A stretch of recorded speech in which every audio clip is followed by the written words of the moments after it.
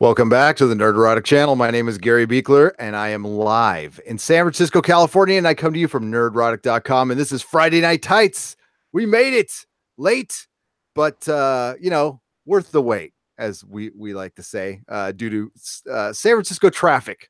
Screwed it up today. So tonight, of course, I am with Dennis Bethalkis in San Diego and Susan Layton in Parts Unknown. How are you two doing? Doing good. How about you, Susan? How you doing?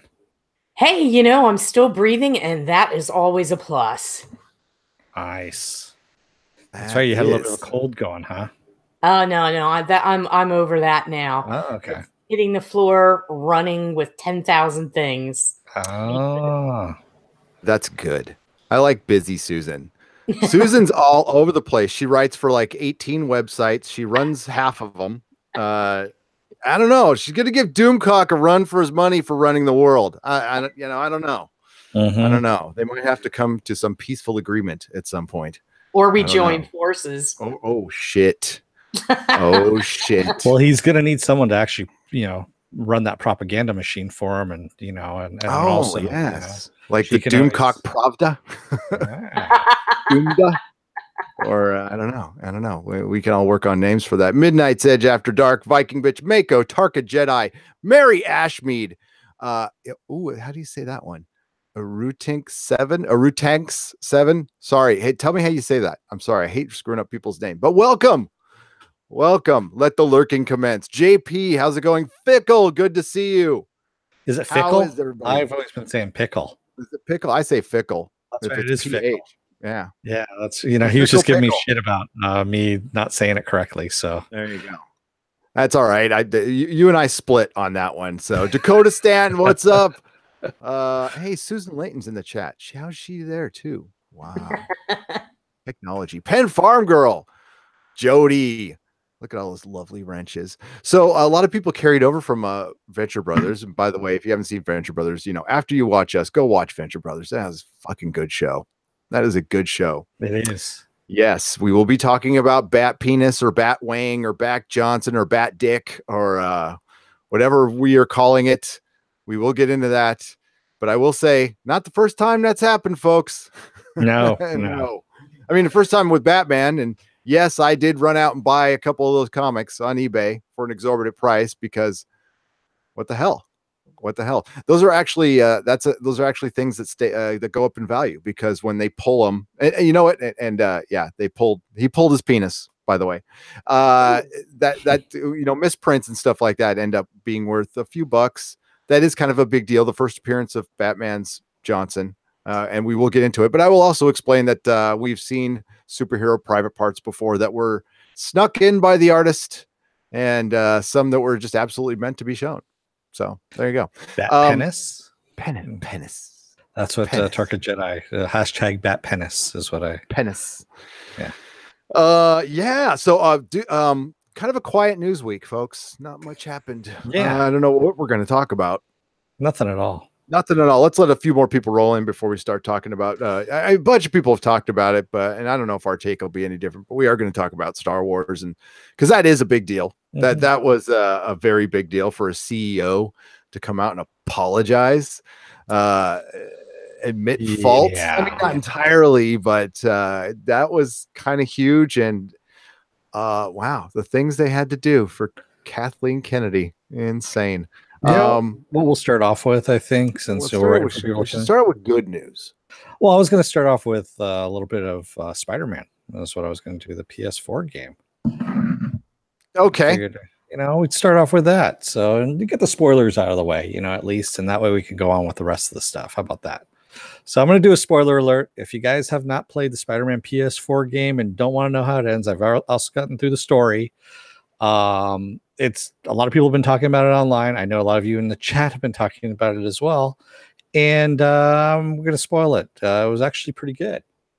So you are Peter Parker and Spider-Man, of course, and going through the city, and you are going after Mr. Negative, or the Negative Man, however you want to call him. And he is, you're chasing him throughout the city, different things like that. You're going through on different missions as well, and you see the creation of Dr. Octopus. And Norman Osborn, or Oscorp, has developed this virus, if you will, to actually cure Harry. Harry has cancer. When they didn't know about this, it's actually part of the storyline. And it was supposed to be a cure for him, like a cure for everybody, but it actually turns out to be pretty deadly. And of course, Dr. Octopus steals this and they release it into the city and people get infected by it. And so your mission at this point is to come up with the antidote, which Oscorp has, and distribute that in the city. So the big spoiler at the very end is that you as Spider-Man, you get the antidote.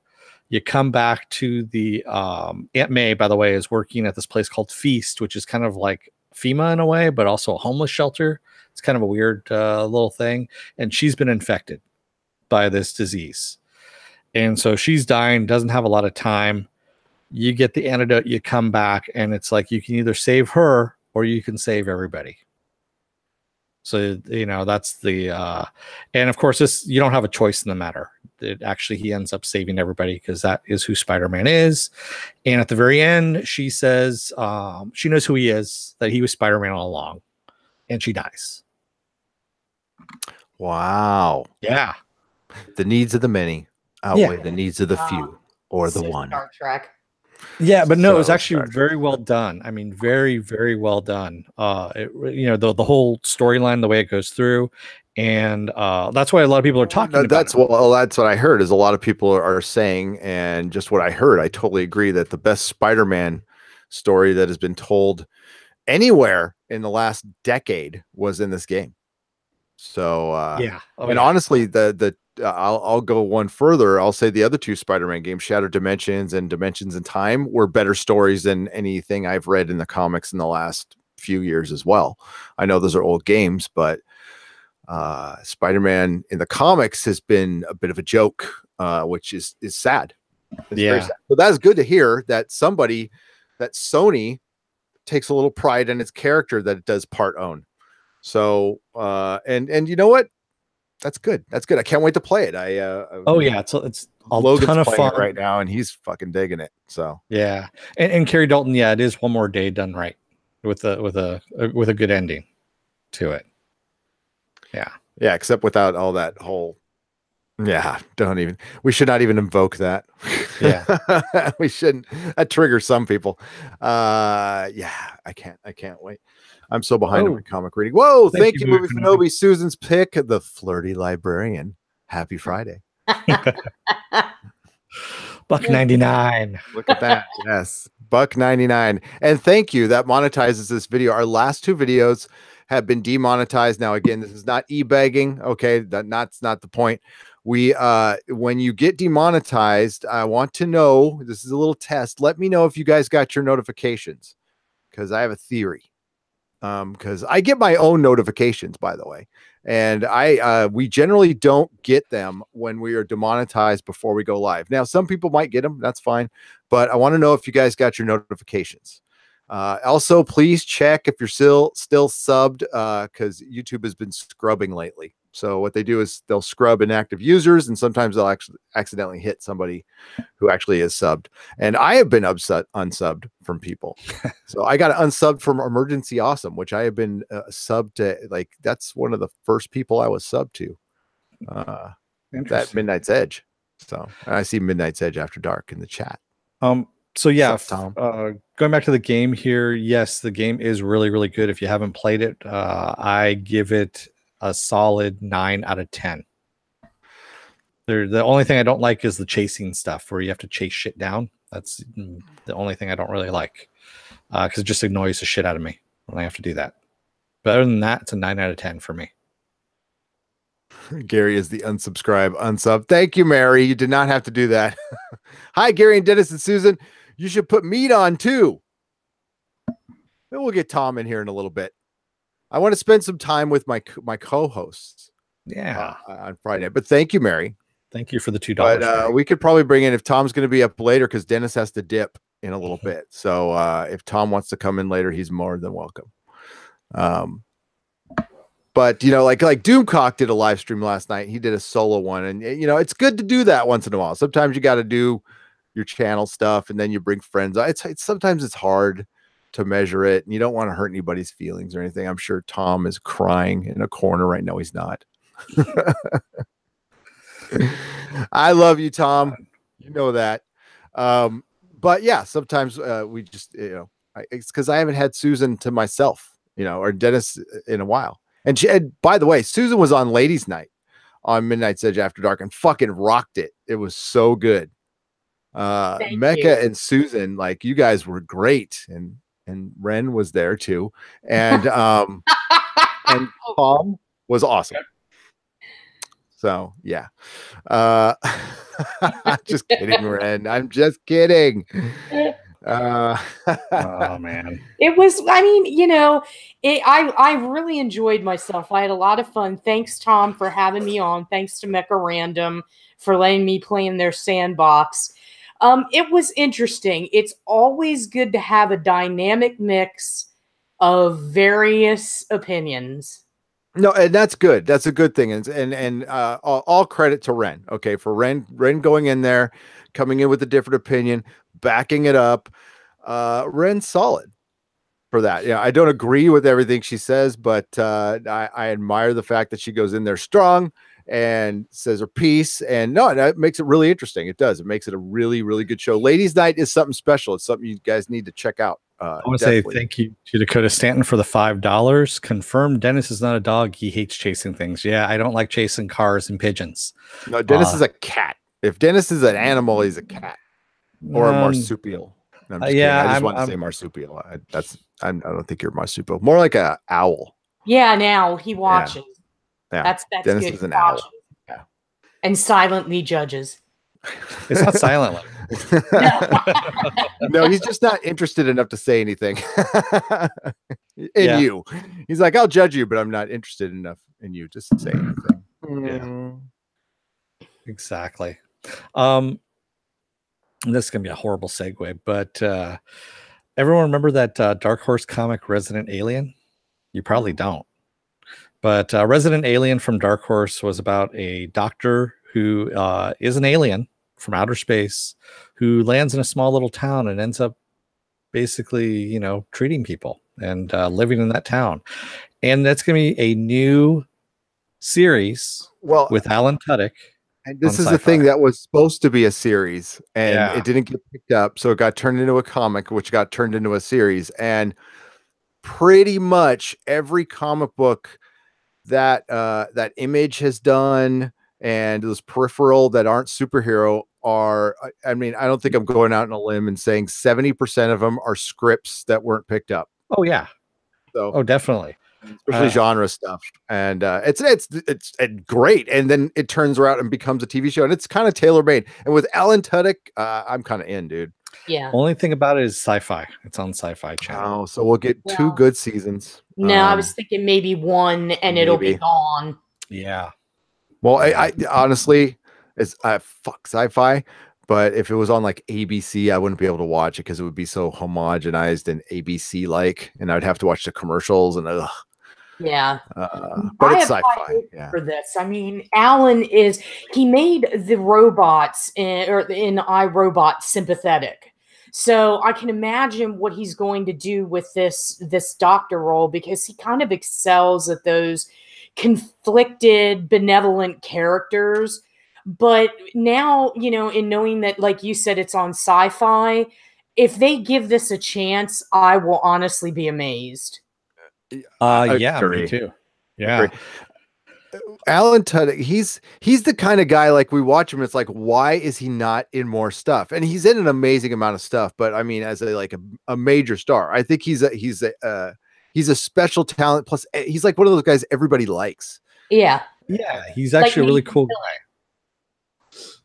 And also, he was supposed to be doing Con Man, which he did. It was webisodes that he started off in. He did 2 seasons as webisodes with Nathan Fillion. It's one of the funniest things. If you've never seen it before, go and watch it. And it was supposed to be transferring over to SyFy, and they were going to actually do half-hour episodes for the new season. And that kind of disappeared. And now he's going to be doing this Resident Alien on SyFy. So kind of a weird thing. Wasn't Con Man canceled?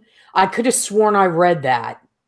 I didn't see anything about it, so I never heard if it was canceled, if it was backburnered, or what happened to it. But it was awesome. I mean, it was probably one of the funniest things.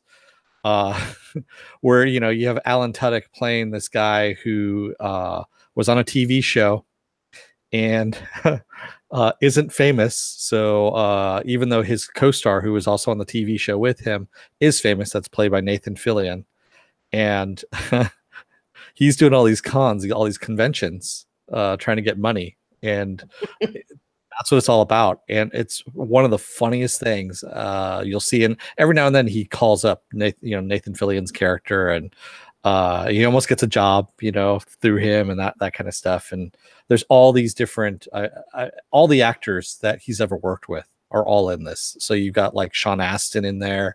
Pretty much everybody sci-fi and fantasy movies and all that stuff are all there. Exactly. Johnny Pappas, his co-star, became a major movie star, and that's what the hook is. Yeah, that's funny. It sort of kind of mirrors real life, though. Not that Fillion's like a huge movie star, but it is kind of funny that it's based in that reality, because Fillion is a huge draw at cons. Oh yeah, yeah. They play it up. Trust me. Nobody could work a room like that guy. I have never seen anything like it. I saw every Firefly panel there was, and the Slither panel, and he freaking ruled in all of them. And that's another guy. It's like, I know he did. God, Castle. I was actually supposed to get him for an interview, him and Alan. Oh wow. Yeah, and that didn't I left the outlet where that was supposed to happen. So yeah, disappointing. There's more time. Awesome. Maybe you can get him for this. Or get Alan Tudyk for this. That'd be good. I think that'd be really good. And we got to ask. I think I want to go for getting Cass Anvar. He seems like he'd be cool enough to come on a little podcast. I can't even get my friend Derek Robertson on this show. One of these days, we talk all the time, but man, we can just not get the corner him in a room. That's all. Yeah, I'm probably just going to kidnap him at some point. And I'll just turn the camera on. Hey, guess what we're doing right now? We're live with everybody. I'll set it up with everybody else and just not tell him, and then just show up and go, got an idea. Really good. Why don't you sit down, powder your nose a little bit. Let's get to the chat a little bit. Then we'll talk about the Star Wars stuff.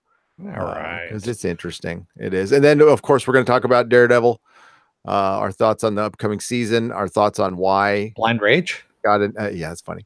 It got announced so soon, which confirms everything I feel about Iron Fist 2. And and then also Veronica Mars. It's just a show that I love. I loved it. Loved it. All right. So let's go to the chat a little bit. Jody says, Tarka Jedi, I cried when I saw the ending. Oh my god, it hit me right in the old ticker, but also because it reminded me of when I was at my grandma's deathbed.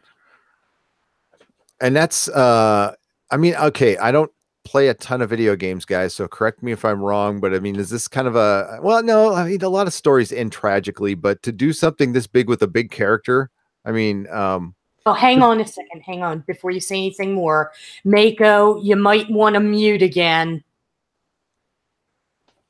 Mute again, Mako.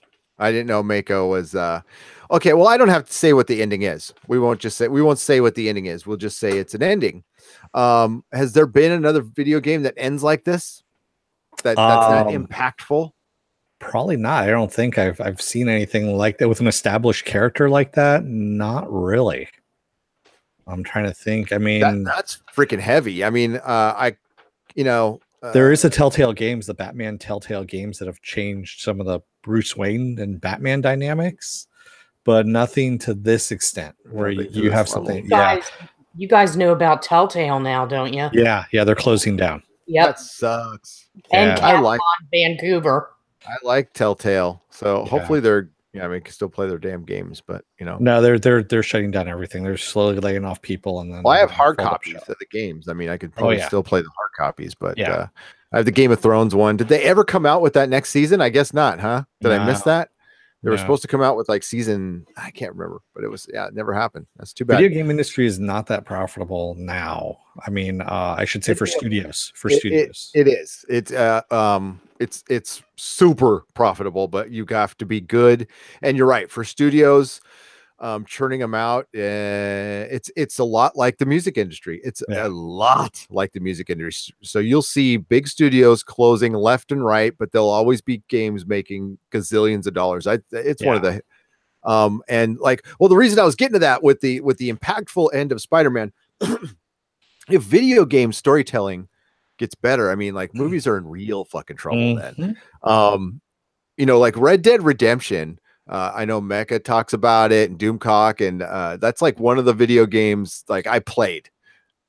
Fucking love that game so much. It's gonna be free. That's coming out. I cannot wait for. I go back and play it. I mean, I fucking love it, and that's and that was the story. It was. I mean, the video game play is like all right. You know, I wouldn't know if it's impressive enough or not. I don't play enough. But man, that was a good fucking story. I love that game so much. So and also, you know, after that ending there, they actually have like a couple of months later, and then they do a couple of stingers, I guess you will, at the end as to what's happening with some of the other characters. Since there was other storylines that were going through that, and they wrap up, but they do a nice job of wrapping stuff up, but also keeping options open for a sequel. Well, you always got to do that. Carrie Dalton says Telltale's problems have been several years in the making. Mismanagement, taking on too many licenses, not updating their tools and engine. So nothing was new, and they burned out their audience. Well said, Carrie. That's actually a lot of comic book companies do that too. Too many properties, burning out your audience. That is a real important thing that people have to remember. Now, there is that philosophy, it's better to burn out than to fade away, but there's a happy medium in there, and you can it's kind of like riding a wave. You ride a wave, you know your timing, you don't put out too much shit, and it's something YouTubers got to think about all the time, and that's why you got to make it different. I mean, I don't have an answer for it, but well said, Carrie. Well said. That's too bad. I did like them, but I can't remember them. You know, the only things I played was oh my god, the Fables game was awesome. That was good. That was so good. The Game of Thrones one was okay. I liked it, but probably just because it was Game of Thrones. Oh wow, I missed this one. The Mr. Pete channel needs 500 subs. Gave us $2. Says, guys, I just need 13 more. Then I changed my name. Oh, 13. Hey, go check out the Mr. Pete channel needs 500 subs. He's getting there, man. He's getting there, man. 500 subs. That is awesome. We were so happy. Actually, it was about a year ago at this time. We closed in on 500 subs, the Mr. Pete channel. And then Star Trek Discovery came out, and we jumped because we didn't even mean to. We just I told my honest opinion of the show, and I think we started getting some Star Trek fans on because I was giving it a shot, but then later on we lost all them, and then we got a bunch of people who wanted to hate watch it. And that's Star Trek Discovery is what got us to 500. So thank you again. The Mr. Pete channel needs 500 subs, and go check them out. Yeah, give them a sub. It's just a click.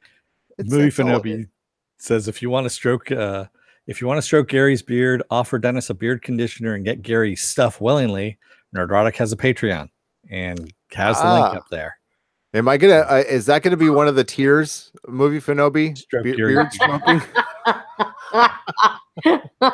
That's another channel, though. We could do a whole channel, Susan. Yeah, we could with your voice and my beard. Yeah, 1 million subs. That's what I'm thinking. Wow. Well, aren't there whole channels wrapped around people talking softly and sending you to sleep or something like that? Well, I saw that's one. What I was going to say. It's NPR. Yeah. You know, Paisley, Paisley, whatever the hell. Paisley Zevon, that's my name. Would you like to taste my balls? They're very salty. Sweaty balls. Exactly. I was thinking of salty balls from fucking South Park. South I got Park. my Yeah. ball thing Chocolate mixed up. salty balls. Hello, Belinda. I see that wonderful screaming Expanse face. I want some Expanse news. Well, if you want Expanse news, just follow Belinda's Twitter. That's what I do, because she's at the Facebook group, which is Everything Expanse Facebook group, which she is in, which is a great group to be involved in. And she posts all the production office was doing some blocking exercises with action figures, with like wrestling action figures. I think one was John Cena. I'm not sure. I thought that was hilarious. Viking Bitch is offering $25 for some of Gary's beard hair on Patreon. Well, I've already promised them to Tom from Midnight's Edge, or should I not have said anything, Tom? Was that a private thing? I'm sorry. Oh, Sorry. I might you have guys just see a embarrassed special myself. channel. $25 tier for beard hair. I don't know if I'm even allowed to do that. It doesn't say how much you need. That would require me actually trimming it, which I need to fucking do quickly. Yeah. Carrie Dalton says that Jody, always a chance. But if the quality keeps up, less likely. Most people had Gary's reaction with Telltale Games. Love the Fables games, The Walking Dead season 1, but subsequent ones just got worse. They did, huh? Okay. Yeah. The what now? Tom, the whole stroking beard thing, was that a private or public conversation? I can't remember. Oh, well. Oh, well. No, Silhouetted Animator, he cannot just grow a new beard. What'll happen is he'll end up sleeping on the couch until that beard is grown back out again, which will be a couple of months. Yeah. So. He says, it's mine. Share the beard. Yeah. That's called transporting human body parts across state lines. Wow. You know about the laws, Dakota. What do you do for a living again? Yeah, that's kind of frightening. That's not an official, Dakota. You really do not want to clone Gary Mead. You really don't. No. It's bad enough with one. You don't need. That's just two idiots who doesn't know where to find his keys. We don't need that. Mrs. Neurotic might like it, but Tarka, I didn't lose sleep over Spider-Man, but I did play a shitload of the game. I think I'm at 72 or 73% completed so far, which is a lot for me. I normally get frustrated with video games about midway through. I'm like, that's it, I'm done. But I'm actually really enjoying the shit out of this game, even the side missions, except for the pigeons. The pigeon one just pisses me off. That's all I'm going to say. There's a side mission where you have to chase down and capture pigeons for this homeless guy. I swear it's just not into it. Yeah, that sounds like herding pigeons. It is. It really is. You're swinging between buildings and you're flying out. You can see the line of where the pigeon's going and all that stuff. And then when you get close enough to it, you hit the X button in order to jump on top of it, which sounds sexual, but it's not. Belinda says, thanks to all of our Facebook group members. You guys rock. It's seriously one of the better groups I've been in. It's a bunch of really cool people. There's no no fighting or anything. It's really cool. It's a cool place to be. You should go check it out. If you're a fan of The Expanse. If you're not, check it out anyway, and you'll become a fan of The Expanse. Because there's just two people in the world. People who've seen The Expanse and people who haven't. And the ones who haven't are sad and lonely. No, I'm just kidding. A likely story, Dennis. It sounds sexual, but it's not. Yeah, I'm not gonna say anything more than that. Viking Rich. Silhouette Animator says the Spider-Man game borrowed elements from the Ultimate cartoon, but sadly no spectacular references that I know of. Spectacular cartoon? Yeah, the Spectacular Spider-Man, which is the best Spider-Man cartoon. I mean, other than the '90s animated one, but the Spectacular is good. Oh, thanks, Mead. $5. Bert and Ernie aren't gay. Well, maybe Bert. Oh, Jesus. Yeah, that's I didn't know. Oh, boy. They're thing. Puppets. Okay, that's all I'm going to say. Exactly. Puppets and like I said in your chat, Mead, which was probably very crass, but it was just a joke, is Dad, is Ernie a bottom? Those are the kind of questions you get as a parent, okay? The whole fucking Lando thing, yeah, it got around to my kid, and so of course Logan, who watches YouTube, not mine, but he watches YouTube, hits me up about that at the end. He's all, so they were saying on the internet that like Lando is like dating his robot. Is that true, Dad? I'm all, yeah, it is. No. If you ever want to see a really funny website, I think there's archives of it still around, is bertisevil.com, which is hilarious. Yeah. Oh, yeah. Yeah. That is ancient. That is good. It's out there. I'm sure they used to take pictures of Bert and they would insert him into real photos. So like pictures of Hitler, and Bert's in the background there. It's the funniest shit in the world. Oh man, that's when memeing was kind of cutting its teeth on on internet memeing. That's when those are the early days. These are like people the just muddy host waters websites of memeing. Whoever that was who did that. And I want to say thank you to Belinda. She says that movie Finobi, the men of Nerdrotic aren't too shabby either, and blows us a kiss. Aw, thank you. Yeah, Belinda, you're all right. Beltalada. Oh, and thank you to Herpicus McDurpington. Ah, $2. Thank you. Now the big question: are traps gay? Oh no, they're traps. I caught a mouse in one the other day here at the Nerdrotic household, and then my dog killed the other one.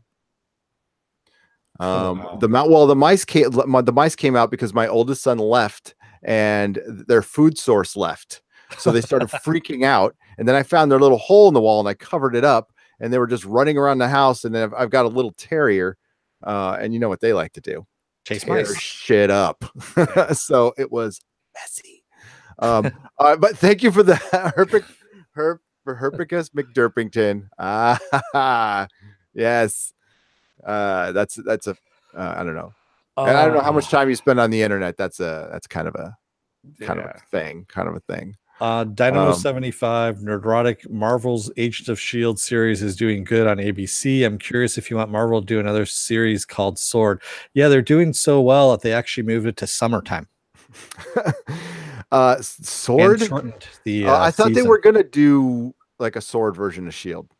No, they did that whole outer space thing, the thing where the Earth had broken apart and everything in the future, and people thought they were going to do Sword. If people, Agents of Shield fan, the people who are hanging on and still watch that show, man, they are passionate. If everybody felt that way about the show, it'd be the biggest hit of all time. So I'll give it that. I will stick with this, what I said in my short video that nobody watched about the Loki TV thing, which was, I'm totally down with there being a Shield show if they just put more superheroes in it and actually put it in the MCU. And now we're talking. That's fine. But they're not going to do that. Give them some goddamn costumes. That's all I'm going to say. Oh, yeah. That video's coming. I think Dennis and I will both be on that one. And we're going to talk about why costumes matter. Because they do. Felipe Diaz, you found the website, huh? It says Laugh Out Loud, that website. Yes. Yeah.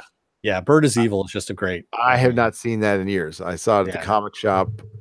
It is like 20 years old. So, yeah. Dude, God.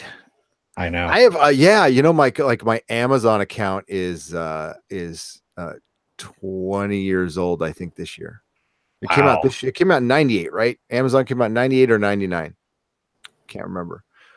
I can't remember either. Yeah, it's 20 years old on my Amazon account. That's crazy. I forgot a fucking email address that's from 94. So that's old.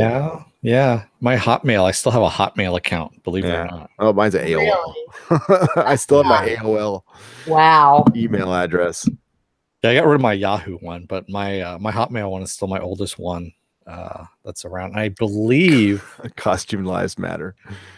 That's right. I believe there's a UC Davis one floating around too. That's even older. That's like one of the first ones. Are you ready for some news? You want to hit some Star Wars? For some news, yeah. Let's hit some Star Wars. Why not? So Bob Iger did this really huge. Oh my God, Gary's so excited. He's dropping things now. That wasn't me, actually. No, that was Susan. Susan's so excited. Yep. Right before the show started, one of my Tom Baker committed suicide. What? I have a Tom Baker action figure and it just moved. So it must be the poltergeist. And it just, he committed suicide. Wow. Yeah, That's kind of it's kind of dark. Sorry. Yeah, really. Bob Bob Iger for Iger president. No.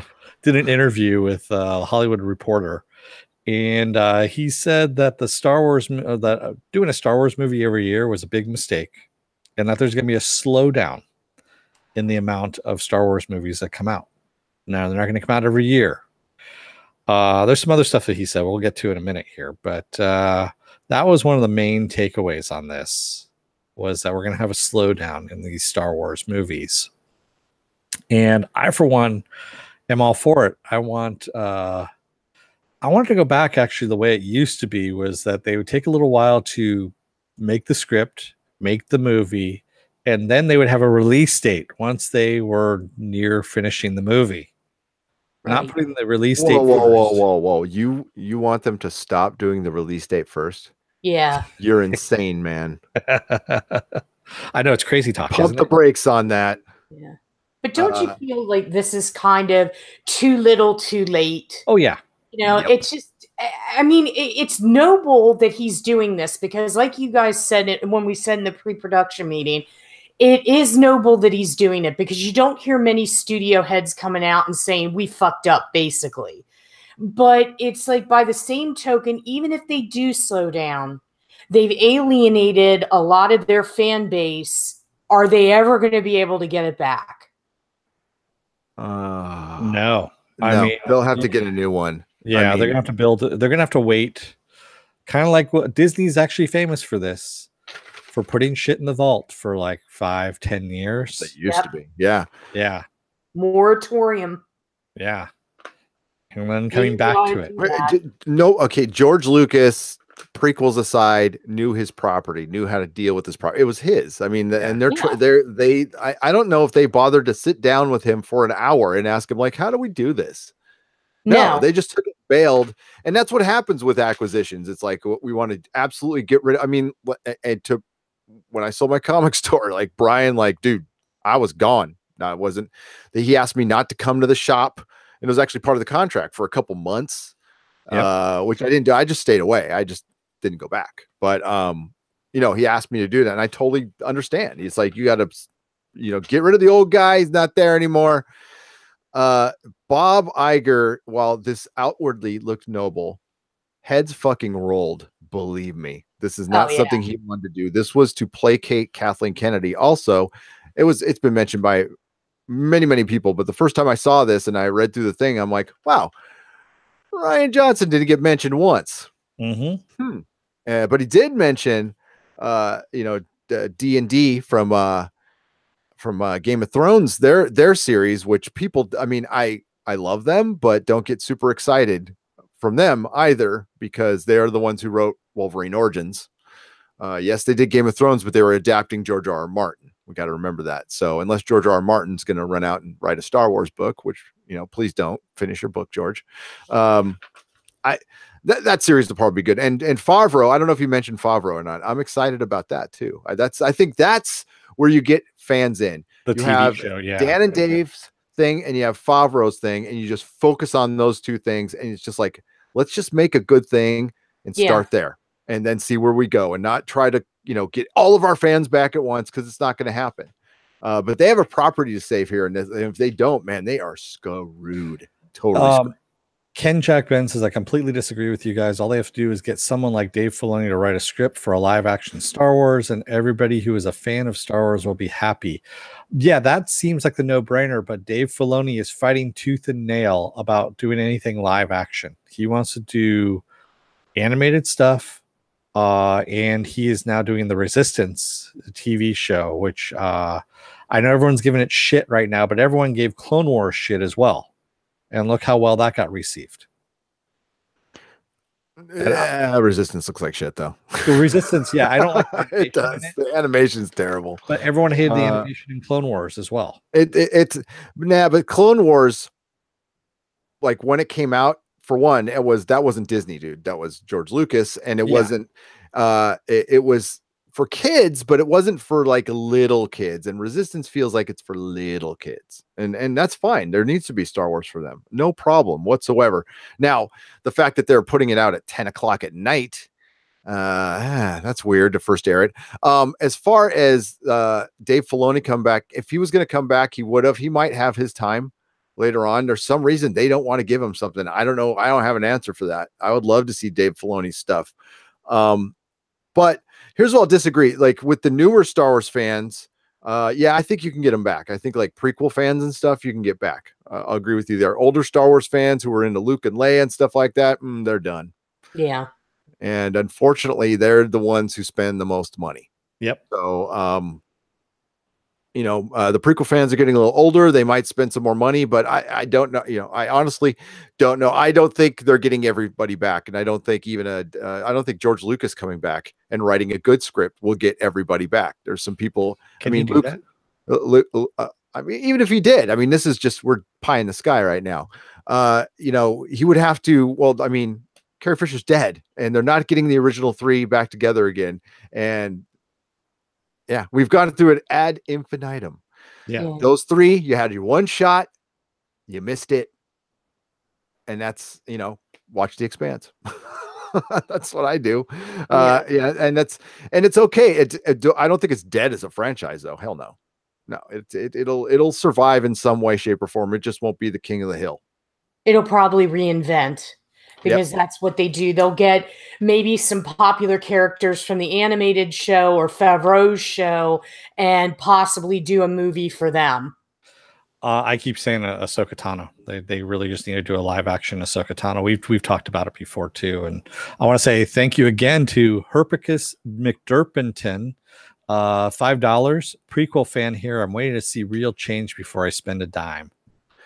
And I think that's the wisest way to go. Yeah. Everybody can say out of emotions, including myself, like, I'm out, fuck it. But if they and sometimes we get the best change when something has hit its bottom.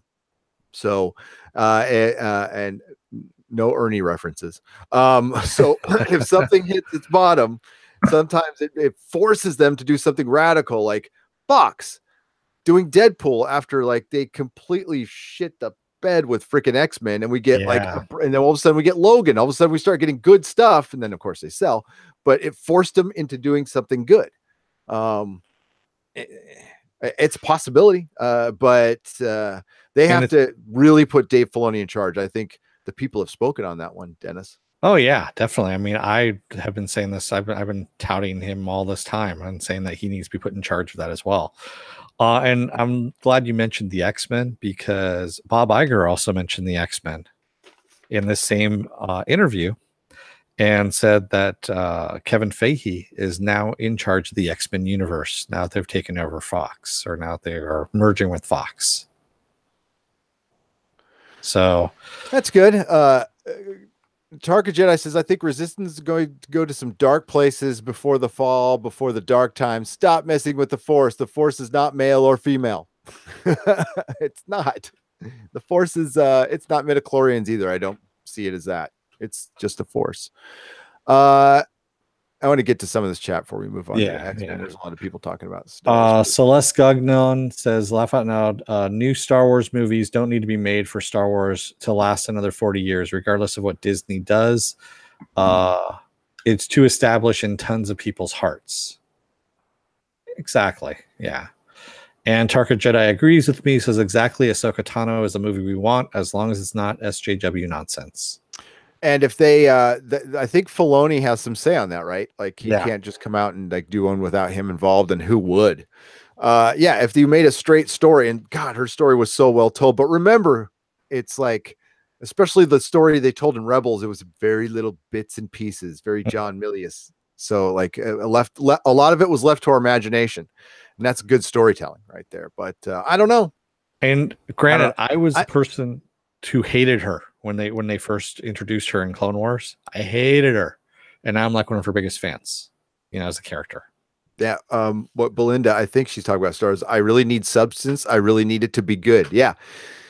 They need to do a lot of work to win Star Wars fans back. Disney is totally capable of doing it. But I think some people are just out. I mean, and because there's other things. There's a lot of other things out there. I'm completely like out on Star Wars. Even if they come out with like the best one, I'll like watch it and be mildly a fan, but I'm like not in like I used to be. Oh, what was that?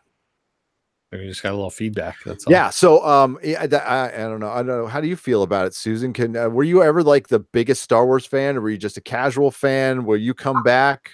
I have to be honest with you. I was one of those people when I was growing up, it was two camps, Star Wars, Star Trek.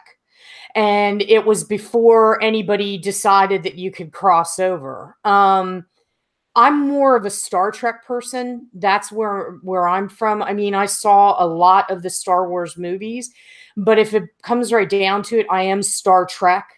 But as for Star Wars, I don't know if I'm going to come back to it because for me, it's a time that I want to remember.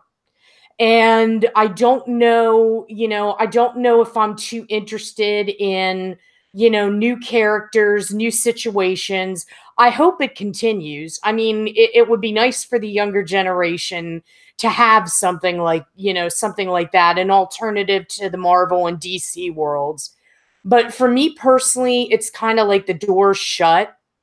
And it's sad because I was talking about this today with everything that's going on. Two of my childhood things, well, not just two, I'm kind of like starting to move away from them and getting less and less interested.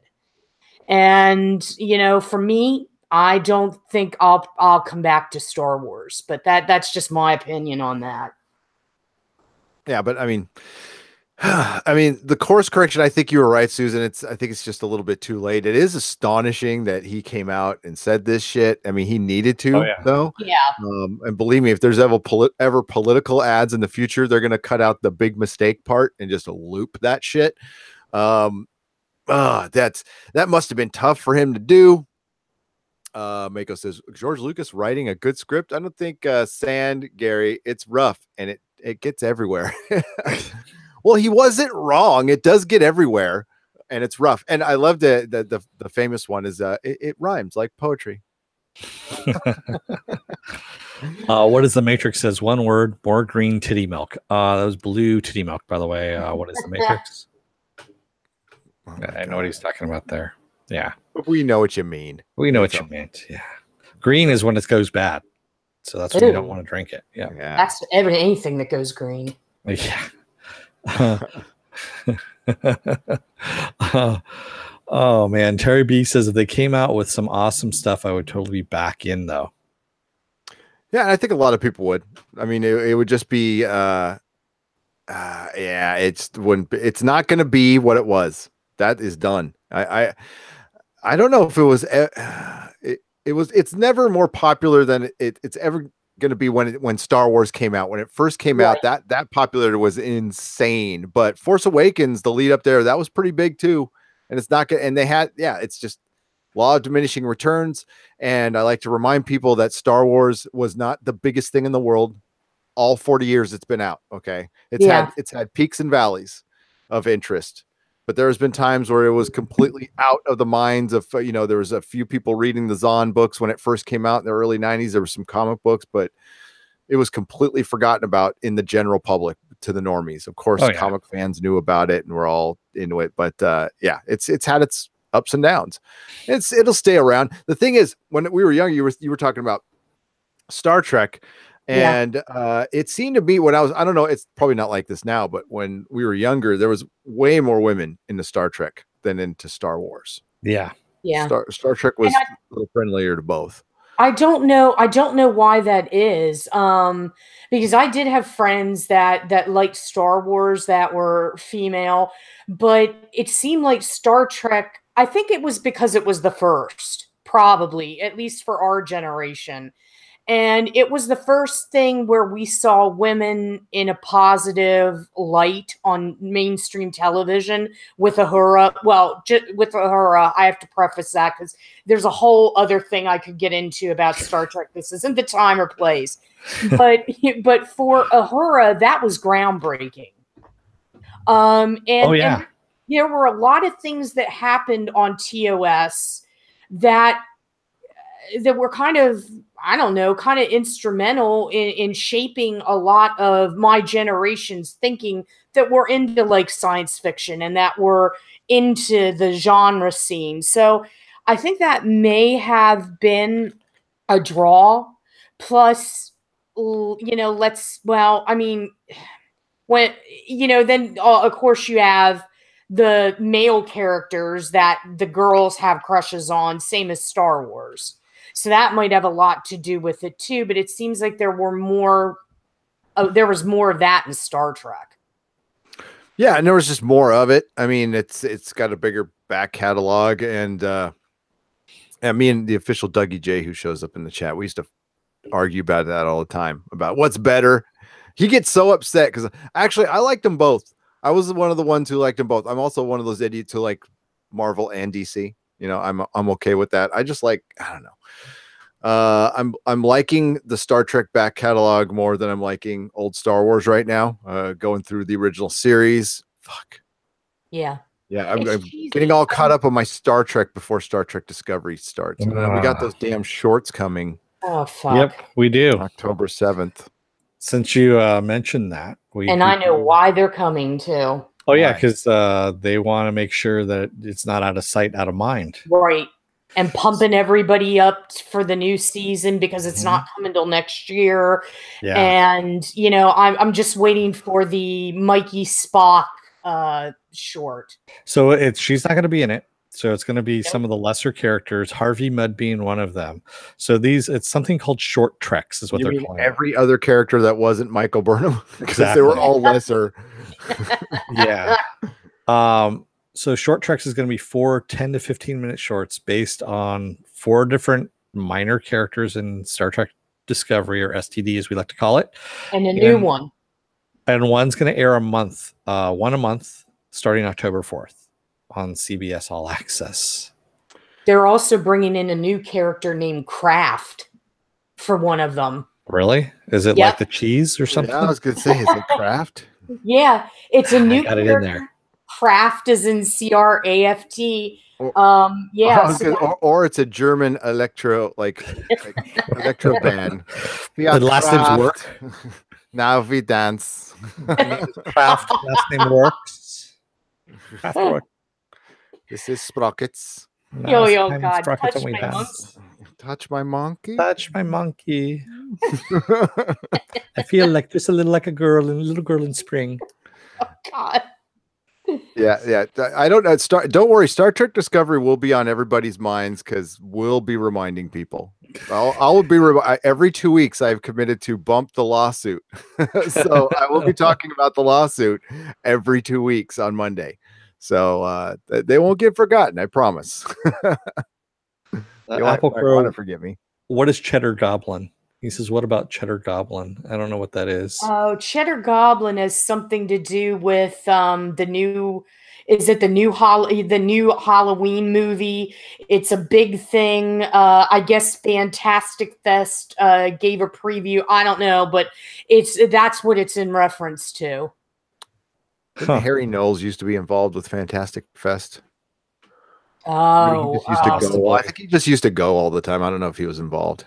Oh, yeah, I think, that was the whole thing. He kind of bullied them into going, if I remember correctly, is what it was. Something about that. That's how he got in. I remember that was what some of the lawsuits were about. Whoops. That's all I'm going to say. Yeah. Terry B says, I went to Gary's shop when I used to live in SF, but I'm not sure I remember him. You would think I would. He is such a character. You might have gone there before I owned it. There was a previous owner. Orestes was the owner. It depends on when you went. There was also about a year I wasn't there because I was working in Hollywood. Yep. So yeah.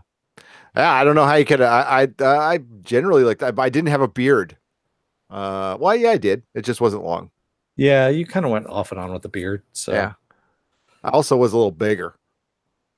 I had that comic shop owner physique going on. Yeah. Wait a minute. What is that? The comic shop owner physique. Well, I stopped working out, so I was like, yeah, I wasn't that big, but I was getting there. I was definitely getting there. So when I couldn't afford staff anymore, I couldn't afford like work out anymore. I kind of slipped off from working out, and yeah, just got a little out of shape. We'll just say. I can't even imagine that. Oh, it was there. It was there. I was in that damn store all the time. Like, and when I wasn't, I was working on it. I was in the back, or I was going through comics, or I was in the dungeon. That we had a big dungeon. We had a big basement that was just packed with comics until the sewage accident, and then it wasn't. Oh, but the great sewage tragedy. Yeah. Of 2010. Yes. Yeah. That's so. Yeah, in the dungeon down there, the floor wasn't level, so it was off, kilter because. And I painted a background for the Silver Surfer statue they had. It was like 6 feet by 12 feet long, or 5 feet by 12. Excuse me, 5 feet by 12 feet. And I literally had to step outside where there was level ground, take a look at it to see if it was actually level or not. And then I realized I had screwed something up and had to repaint part of it and straighten it back up again. So yeah, it was kind of interesting. Let's see if I can find that picture quickly. Sounds crazy.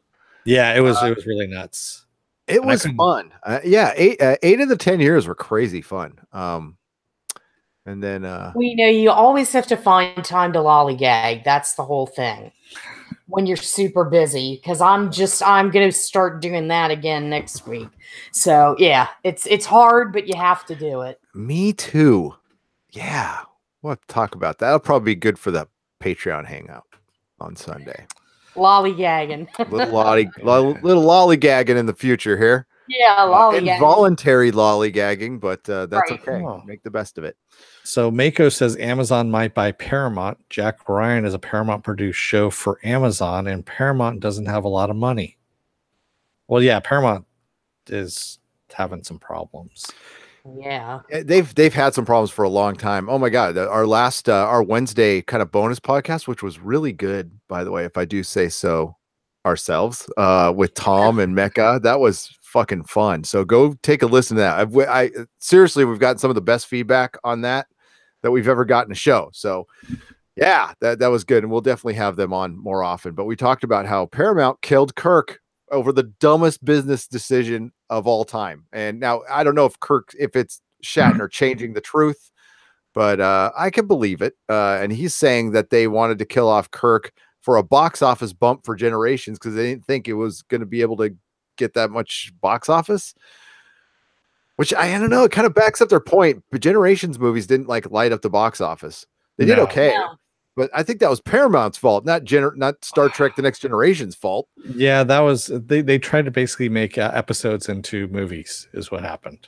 Well, yeah, Insurrection, yeah, that one was definitely it was a good movie. I liked it, but it's just a straight up episode. That's all it was.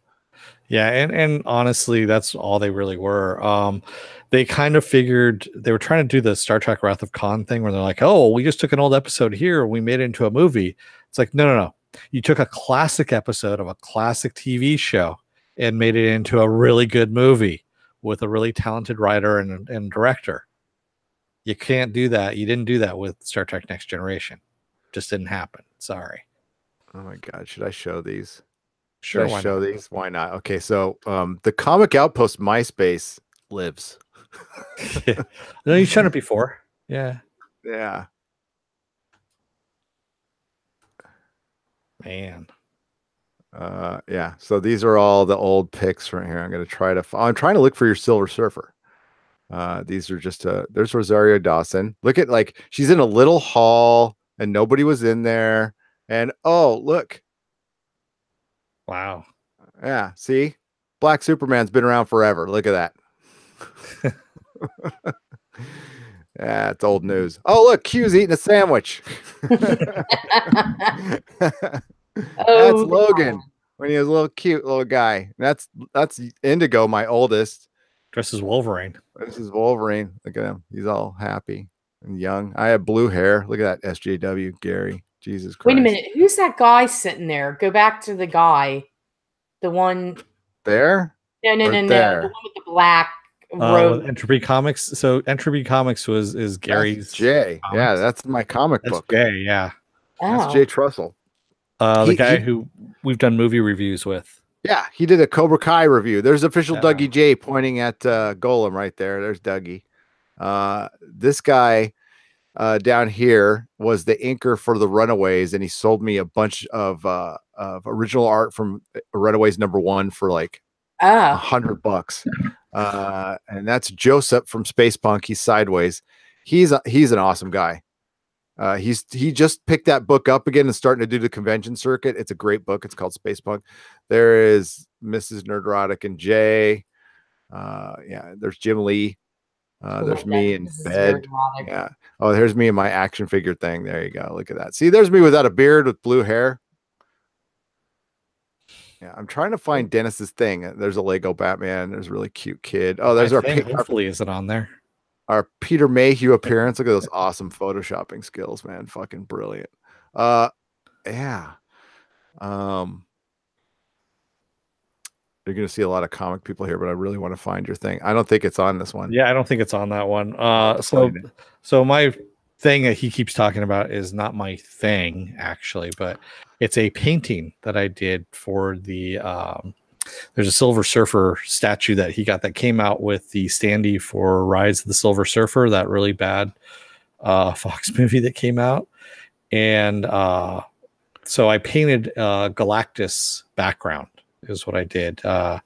And a friend of mine took a really cool photo of it up there, and it popped up while Gary's looking for it. And it was really kind of cool. It was standing. So there's a ledge that's inside the store. As soon as you walk in, it's right above you. And that ledge is where that went to. So I bought canvas, 12 feet of canvas that was 5 feet high, and painted this thing in the basement. I could only paint 6 feet at a time because that's about as big as a frame was I could get to put this canvas on. And I didn't know what the whole thing was going to look like when I finally unfurled it. So I painted 6 feet at a time blind, if you will. So almost like 2 paintings. And it came out. I was actually kind of surprised that it came out as well as it did. Wow. No, it came out really good. I just can't find it now. We had it. Read some chat while I still look, because I think I know what it is. He'll find it eventually there. If not, you just go to my my Facebook page. I think it's in there. Tarka Jedi says Data was one of those incredible characters they could have given new faces for, like the Doctor. Data had no trouble changing faces. Killing Data was a wasted opportunity. That was terrible. Yeah. And if you're worried about him aging, then just ramp up the tech and make him human, and then he ages. Boom. And I'll believe it. I don't care. But no. I really wish we could have gotten some real closure with them. It sucks. And the rumor is that they that nobody's been asked to be on nobody from the crew has been asked to be on the Picard series. No. Well, now on Twitter, the rumor started because Martina Sirkis took a picture of her and LeVar Burton, Sir Patrick Stewart, and Michael Dorn and Brent Spiner, and Frakes was MIA. But when that hit, everybody was like, reunion, they're coming back together, it's gonna happen. So I don't know. I think that's negotiable. Not being asked doesn't mean anything. Sorry, I was looking for I'm looking for the creator of Spider-Woman while I'm doing this, and I wanted to show the fucking because god damn it, dude. You had it up there. I did, but I had to search for something. I'm looking for. What's interesting to me is Jonathan Frakes is directing a lot of the Star Trek Discovery stuff, and he's really good. And I don't understand where the disconnect is with that, but.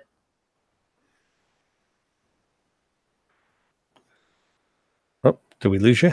That's pretty awesome. Oh, thank you. Yeah, that's like I said, you painted that blind? Half of it. So half. So where the hand is, that hand part was painted after I painted the head part. So the head part, like I said, was on uneven ground. So when I was painting that, I wanted it at a certain angle, and I had gone too far, and I actually had to recorrect it. So he was, so it was literally like that instead of where it is now, like that.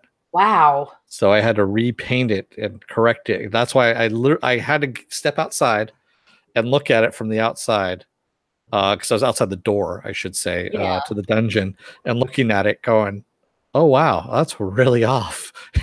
And so I actually used some tape and taped where I needed to go with the line, and then painted from there. God, you really need to. You need to be a comic book illustrator. Well, that's actually Kirby art. Like I straight up copied Kirby art on that one. 2 different pieces of Kirby art, and did it that way because we wanted to go kind of like old school Kirby. Yeah. On that, yeah. So that's what I went with.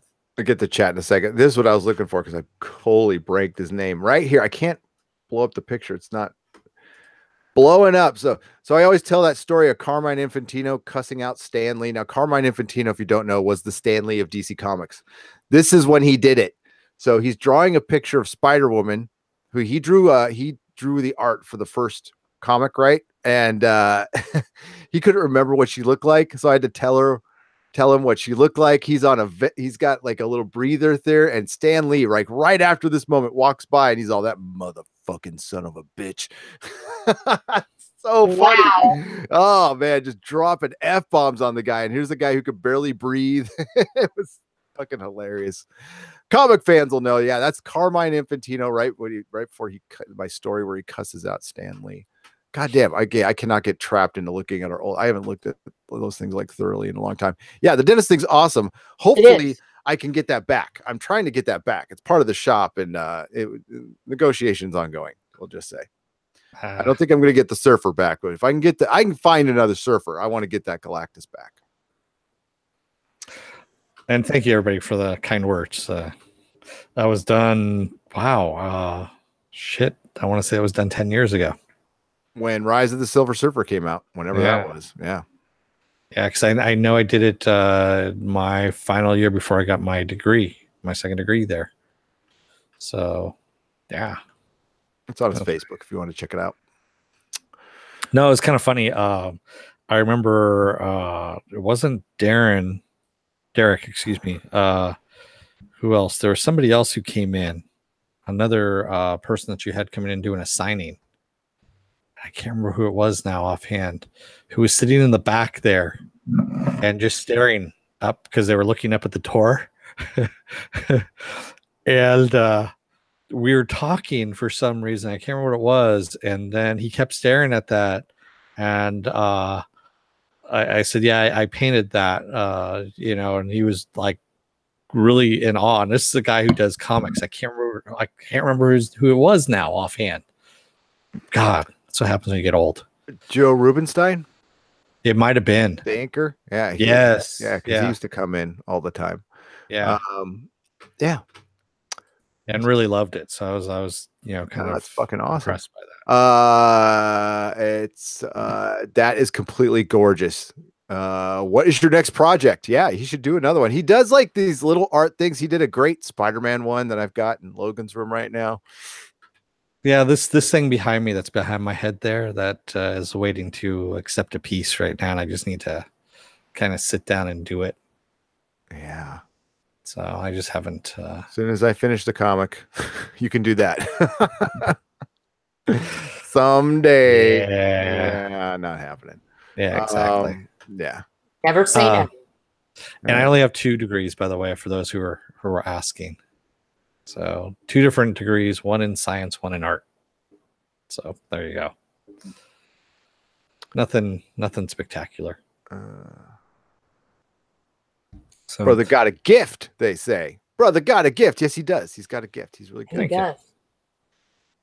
So I'm going to a little bit more news here. Got a gift of drinking tequila. Just kidding. Hey, my wife can't do that. $100 worth of it, man. $100. Only 2 degrees. How disappointing, Mako. Yeah, that sounds like Mako. How disappointing. How disappointing. Exactly. It's coming out on October 19th. Thanks, Tarka. What's that? Oh, Daredevil. Season 3 of Daredevil. That's Season right. 3 Daredevil, and I'm concerned. I'm going to come out straight up and say I'm concerned after I saw that god awful Iron Fist 2 season, and I don't care how you spin. I've seen so many people going, "This is what we need. Iron Fist 2. This is great." This was the Iron Fist 2 was bad. It was missold to everybody. It was a hoodwink, and it wasn't a well-told story. Now, it's hard to tell an Iron Fist story when you don't want to go full magical and superhero, and that's the whole basis of a video we got coming up. It's like, if you don't want to make superhero stuff, then don't make it, because you just muddy the waters. You make it bad. So creatively, like, Daredevil's always been their crown jewel, and it's always been the best. So I'm kind of expecting it to be really good. A little bummed out that he's not going to have his costume on probably for most of the series. Yeah, but they did say that they are going to have an homage to a certain scene from season 1, the hallway scene. I don't need that. I don't need that. I don't. I know. Like, yeah, PTSD. Daredevil's probably gonna have PTSD too. Now it's I want him in his goddamn costume, and I know it's part of the Born Again story, and if they do mix in what I think, then I'll be okay with it. If they like show his costume towards the end, like, not even give me 3 or 4 episodes, that's fine. We are gonna get Kingpin with the white coat on, man. They made a point. Nice. Did you see that clip in the trailer? I didn't. Like putting his hand over the white coat. I was like, oh yes. So I don't know, but I don't know who are the writers. I gotta check it now. The IMDb, like, a really while you're doing that, yeah, I believe the Punisher series is still happening. Dynamo 75, they finished. Yeah, they absolutely finished. It's the release date will be announced when Daredevil is done. Yeah. Another thing I wanted to point out is that was the quickest release in succession of 2 Netflix Marvel shows ever. It was less than a month, or it's a little more than a month. So it's like a week more than a month behind the release of Iron Fist. So they knew Iron Fist was kind of a stinker. Yeah. So that's why they brought Daredevil out so fast. And they're trying to rush these out because I think their time is up on these pretty soon. So and I really like Charlie Cox's Daredevil. I hope Disney does not trash this, because it's something really good they can bring over there and do their own thing with. I don't know how you guys feel about it. I freaking adore Daredevil. It's out of the MCU and Marvel television, it's probably my favorite thing. It kind of floats between that and Winter Soldier, but see, I'm with good. Tarka Jedi in this. Iron Fist 2 should have been Daughters of the Dragon. It really should have, and led straight into Heroes for Hire is what should have happened, but they had to go and fuck it all up by they fucked up Daughters of the Dragon too. Yeah, the thing is, like, they fucked them both up, and which was stupid by trying to make yeah. We've done entire podcasts on that. You can go check that out. I got a little dog hair in my glasses there. I kept seeing hair floating around in front of my eyes. It's your eyebrow hair. It's growing long. It happens when you get old. Trust me. No, trust me, it was dog hair, because I don't have blonde hair. So that I'm trying to figure out how the hell that happened. But Philip A. Demick says, I just got done with Iron Fist 2 yesterday. The last 10 minutes were awesome. The preceding 10 hours, not so much. Yeah. And yeah, Belinda, it was PTSD in hallways. It really, really was. It was a lot of PTSD. It was a lot of sitting down. Yeah, a lot of sitting down and chatting over drinks. And how much did you spend on that? They ran out of money. That ending was tacked on, and there's no way that ending wasn't tacked on. Yeah. They filmed it afterwards. And the effects were bad. And how did he get to? I mean, like, how do you just throw that in there? Story-wise, it's horrible. It's horrible storytelling. I want to say thank you to T Tomcat for the $10. Says, I haven't read a comic book in years, except for some short Spider-Man comic books that came with a couple of things I bought. Can't remember what they came with. Insurrection, my favorite Star Trek movie. See, I like Insurrection for what it is. I thought it was pretty good. It's like a really good long episode, and that's not a criticism. I enjoyed it. There's no writers written at like. Do they? Did IMDb go out of business, or do you have to have Pro to like look at anything now? IMDb is just horrible. IMDb Pro is like if you want to know about pre-production and get people's like agents and PR information. They want you to spend more money, in other words. Oh no, thanks. I'm just trying to figure out who's like the showrunner of the episode of Daredevil.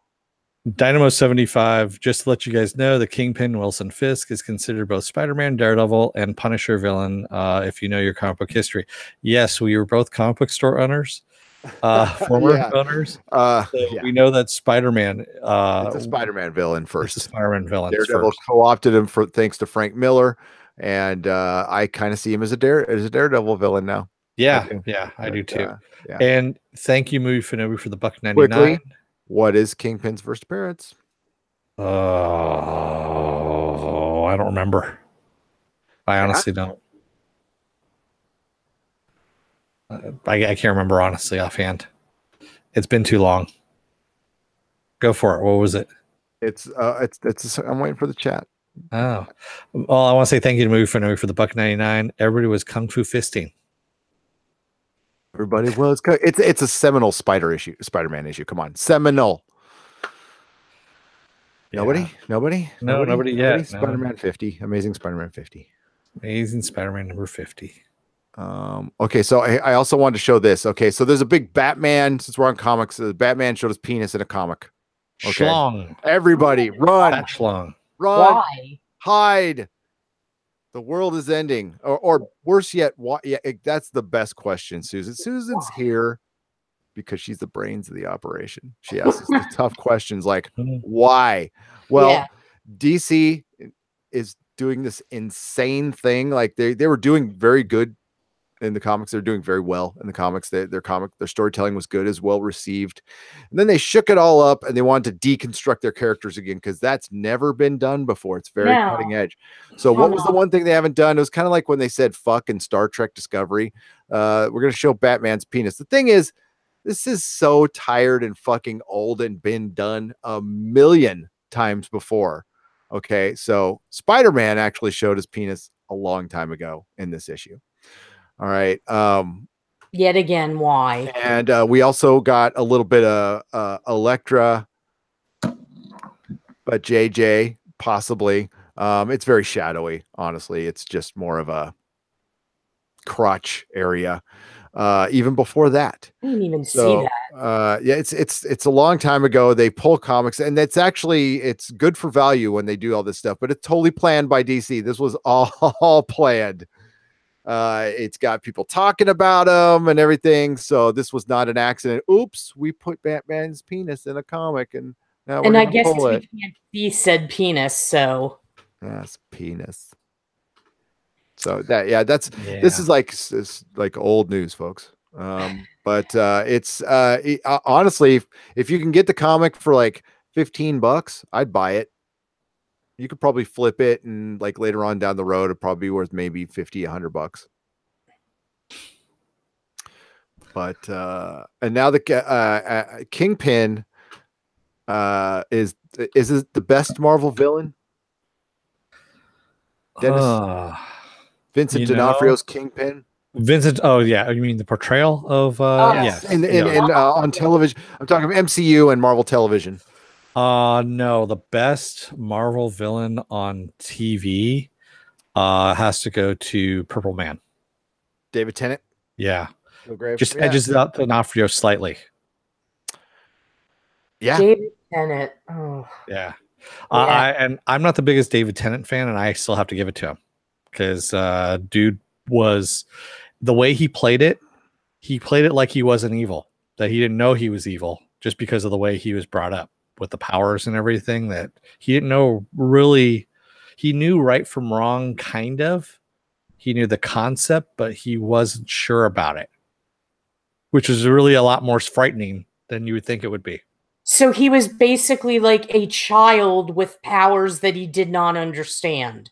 Yes. He was like a grown-up child who acted adult and everything, but still had child, like, he saw the world like a child. Yeah. And he's good at doing that. Very spoiled. I mean, imagine a guy who like nobody could ever say no to. Mm-hmm. Like how that person would grow up. And he really thought about it, developed the character, really made Jessica Jones season 1. Yeah, I'm going to give it to D'Onofrio because as good, and I love David Tennant. You know, I love David Tennant, and he played it pretty much opposite Doctor Who. That's how he did it. He's like, I'm just going to do an opposite Doctor Who, and fucking was fantastic. And David Tennant's like Alan Tudyk. Or Tudyk, however you say his last name. Like he's one of those people everybody likes. He's fucking charming and he's just good, and he needs to get more work. They both do. They're great. But Vincent D'Onofrio was like frightening as the Kingpin, like legit psychotic and crazy. And you know, Vincent D'Onofrio is like one of the biggest method actors on the planet. Oh yeah. The Cell. All I can say is The Cell. He was terrifying. I love Vincent D'Onofrio, and I got to tell you, I was so disappointed when I looked at his Twitter feed and he tweets like a preteen. Yeah, I expected so much more from him, I guess, because he's so thoughtful. He's a method actor. He's so intelligent. And then I saw his tweets. I was like, this can't be Vincent D'Onofrio. Come on. Nope, it is. I'm like, oh, shit. I'm blanking on his name. The guy that plays Hellboy. Ron Perlman? Yeah, I had to mute Perlman too. Oh, yeah. He gets big on his tweets. Yeah, which sucks. But, you know, that's fine. I just mute. That's all right. And I honestly don't. I look at all the people who follow us and stuff and what they say, and they're cool. Like Belinda, I retweet Expanse retweets, or Mecca, or Susan. Speaking of Marvel Legions, composer Jeff Russo said in an interview with the Legion podcast that the show only has a 3-season plan. Well, that's because they told them they had, because they're done after this season. So I agree, Silhouetted Animator. I don't think anybody goes for a 3-season plan. I think they do, but they hope for the best. So I'll agree with you on this. So like, hey, we're going to plan for 3 seasons, but if we get 4 and 5, awesome. But that sucks because I think it really should go 5. It's really that good. That's but yeah, I could see. Yeah, Marvel's going to come in. They're gonna shit can everything that wasn't produced by them. So the Daredevil Netflix stuff, all this Netflix stuff. They might integrate. I can't even fucking say the word. They might bring in some of the stuff that they like, but I would not be surprised if they just start from scratch with everybody. I'm sorry. There's a lot of dick jokes that are going on right now in the chat. So Johnny Pappas says apparently the value of my wood is increasing. Von Spam says Batman the greatest detective. Well, you know, with Batman about the swearing or whatever, you know, the New Titans, apparently Dick Grayson says fuck Batman, and that was news. That was in the trailer. That's what they started with. I mean, that's what the DC universe led with. Here we go. Super chat from Joe. Preliminary effect, new information schooling. Oh, wow. Penis. Thank you, Joe. Yes. Penis. Apparently you haven't pulled your first penis yet. Yes. What? Is that penis? That is by the way, Susan, that's Venture Brothers. Venture Brothers. Oh, yeah. I got I'm game into that. Big villain school. Somebody asked how you apply. I can't tell you that. All nude issue when, says Corey the Norm. Corey the Norm. Heck, Batman. That's what he also said. Yes. Heck, Batman. And Von Schwam says Dick Grayson has Batawang envy. Wow. I'm sorry. That's just that's Jason funny. Todd's in it too. They're going there, so they're going to get the red hood and everything, and everything on the outside looks great except for that awful Starfire costume and Akiva Goldsmith, right? Goldsmith, whatever. Akiva boobies. Akiva Goldsman. Boobies. Belinda said boobies. But the fucking swamp thing, that sounds fucking badass. For Hayden, James Wan is doing it. everything about that show. They're going to go for a hard R. Look forward to the Swamp Thing. And if you're on we could talk. The DC universe is kind of badass. I kind of love it. I haven't had any problems with it being jumpy or anything. The Batman, the animated series, you get the Blu-ray quality stuff. So you don't even really need to buy the Blu-ray if you don't want to. You get the Saga of the Swamp Thing. That was like the first thing they showed when I went up, and you can read the Alan Moore Swamp Thing comics.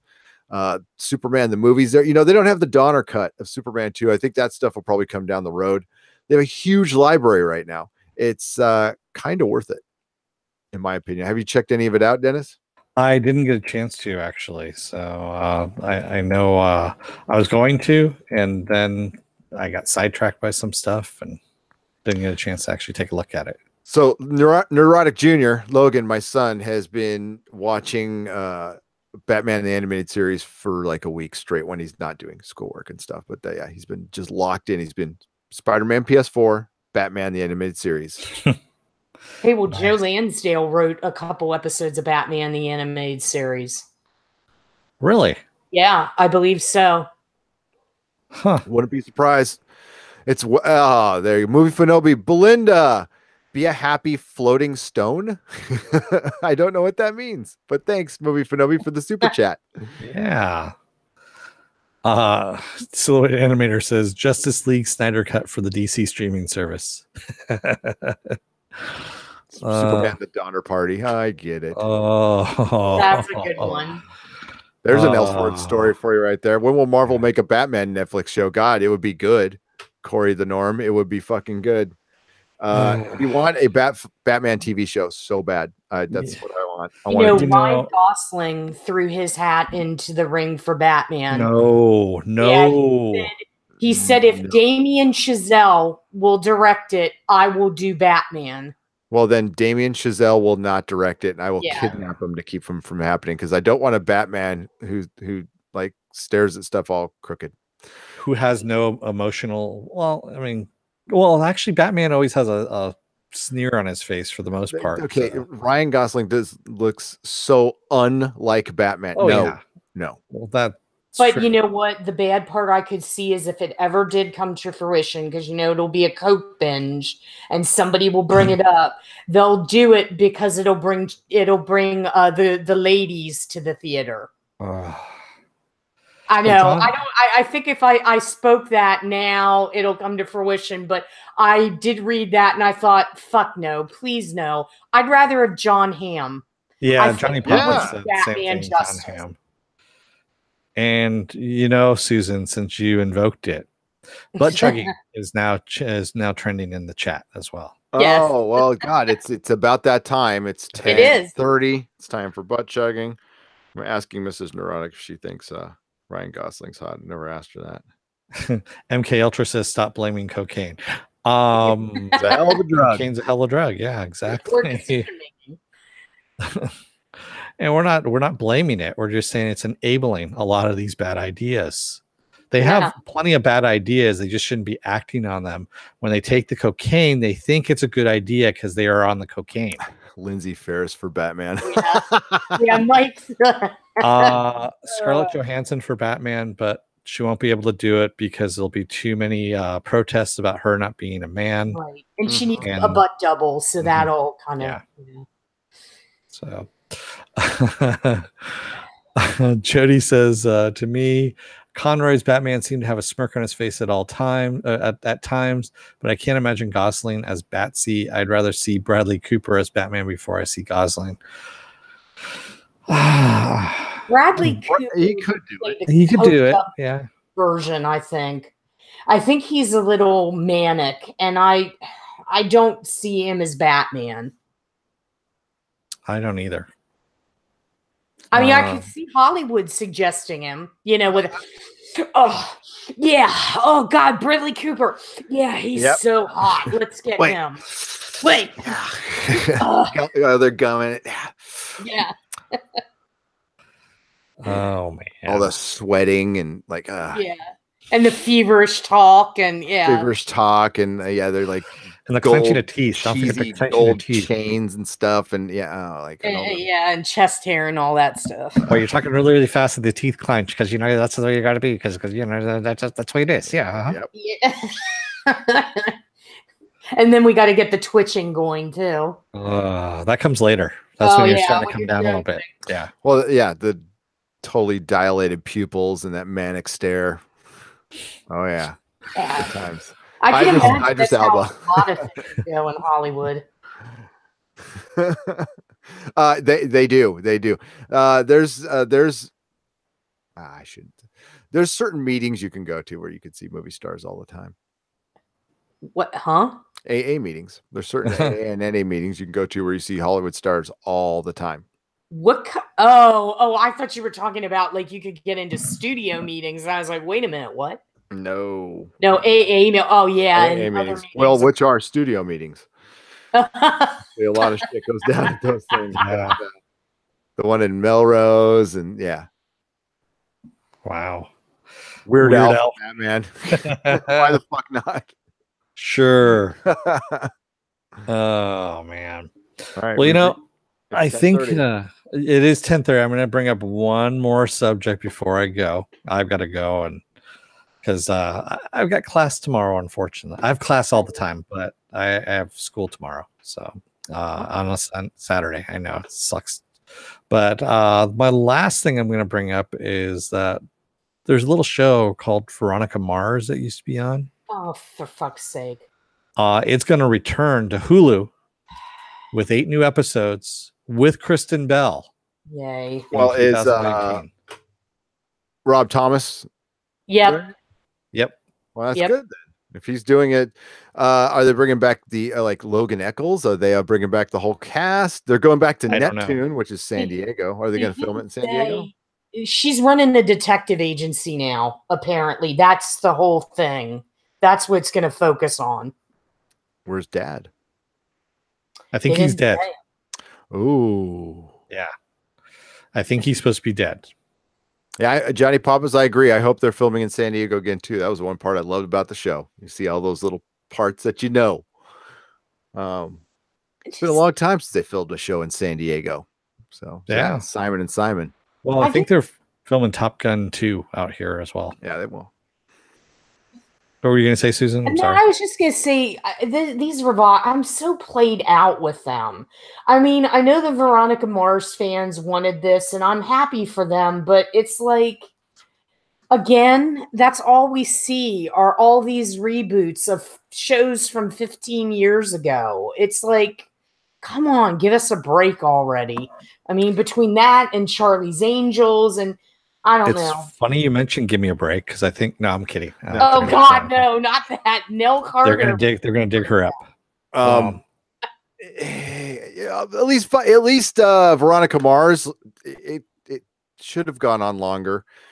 It had quite the following. It had a really great first season. Second season was okay, and the movie that I helped crowdfund with a lot of other people was not good at all. Which is too bad. So I don't maybe I don't know. It depends.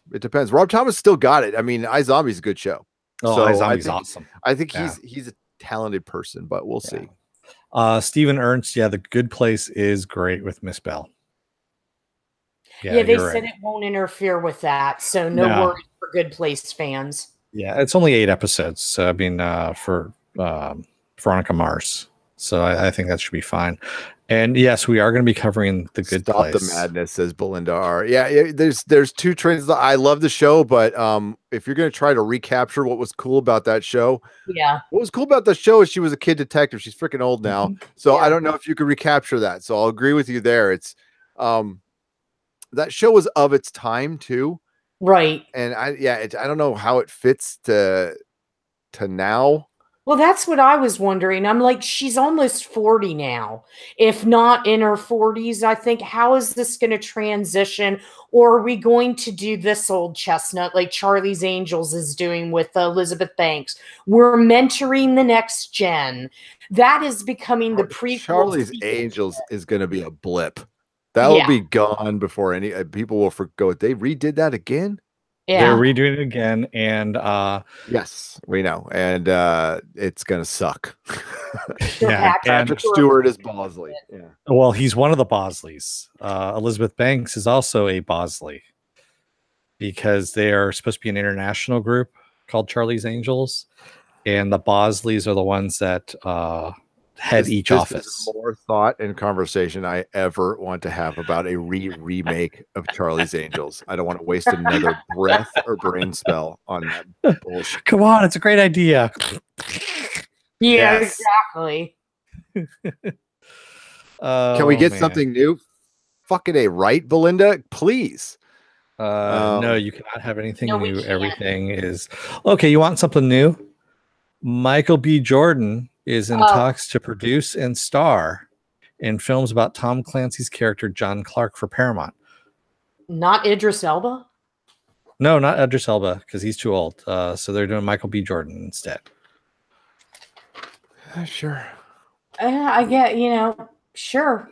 Highlander was Clancy Brown at his best. Yeah, that's not really new. I mean, it's an adapted book. I guess they haven't done before, but no, I think when Belinda's asking for something new, it's like I'm actually writing this script that's going to be made into this show that's not adapted from jack shit. Well, you know what they're doing with that. They're striking while the iron is hot because of Jack Ryan. Because everybody loves Jack Ryan. So they're like, well, then we got to do this. Not everybody. Not everyone. I didn't like Jack Ryan. No. I don't think Mel did either. Nope. So, yeah. So, yes, and Counterpart is new. It is a new... Counterpart is new, and it's wonderful. Yeah, like Jack Ryan fans, go watch that. You want to see some good spy shit? Ooh. Yes. There's your spy shit. That is your spy shit right there. It's available on Blu-ray. But J.K. Simmons, we don't see his abs, so therefore, forget it. He could probably rock his... He looked like he's buff. He buffed out for what was it for Justice League? He actually worked out to the point where he's just like because he's supposed to be an ex-Marine, I guess is what he made his Jim Gordon. That sucks. Well, at least he got a good workout out of it. Yeah. Counterpart is wonderful. It is. Yeah. So with that note, I'm going to bow out and let you guys continue. You guys have fun, play nice. And everyone else out there in the chat, I will see you this week. We have The Good Place coming up on the 24th. We also have Manifest coming up. Those are both Nerdrotic premieres, which means we give them a try. We see how we like it. Of course, we have the Venture Brothers and the Gifted. Yes, the Gifted returns. We are covering all of that. So I feel like I'm now the gifted expert at Heroic Hollywood. I write about it so much. I'm sorry. Did you watch the first season yet? Well, if you've read about it, you probably know there wasn't a lot going on. It was we are trapped in this building, and then we're using our mutant powers once in a while. And now there's shit is happening in season 2. Good. Yep, you're gonna see a civil war. Yeah. And the Morlocks are coming. Hopefully they actually have a little bit more money so they can do some more Well, this will be the last season of this show too, though. Yeah. Be it because it's X-Men and Fox, and Kevin Feige is officially in charge now, so that means the axe has come down. Yeah. So on that note, I'll let you guys go and have fun, and I will see you all later on this week. Don't let the door hit you in the ass on the way out, buddy. Don't let your door. See you later. See you later, Jess. Take care. You too. Night. All right. It's just you and me. Susan. Yeah.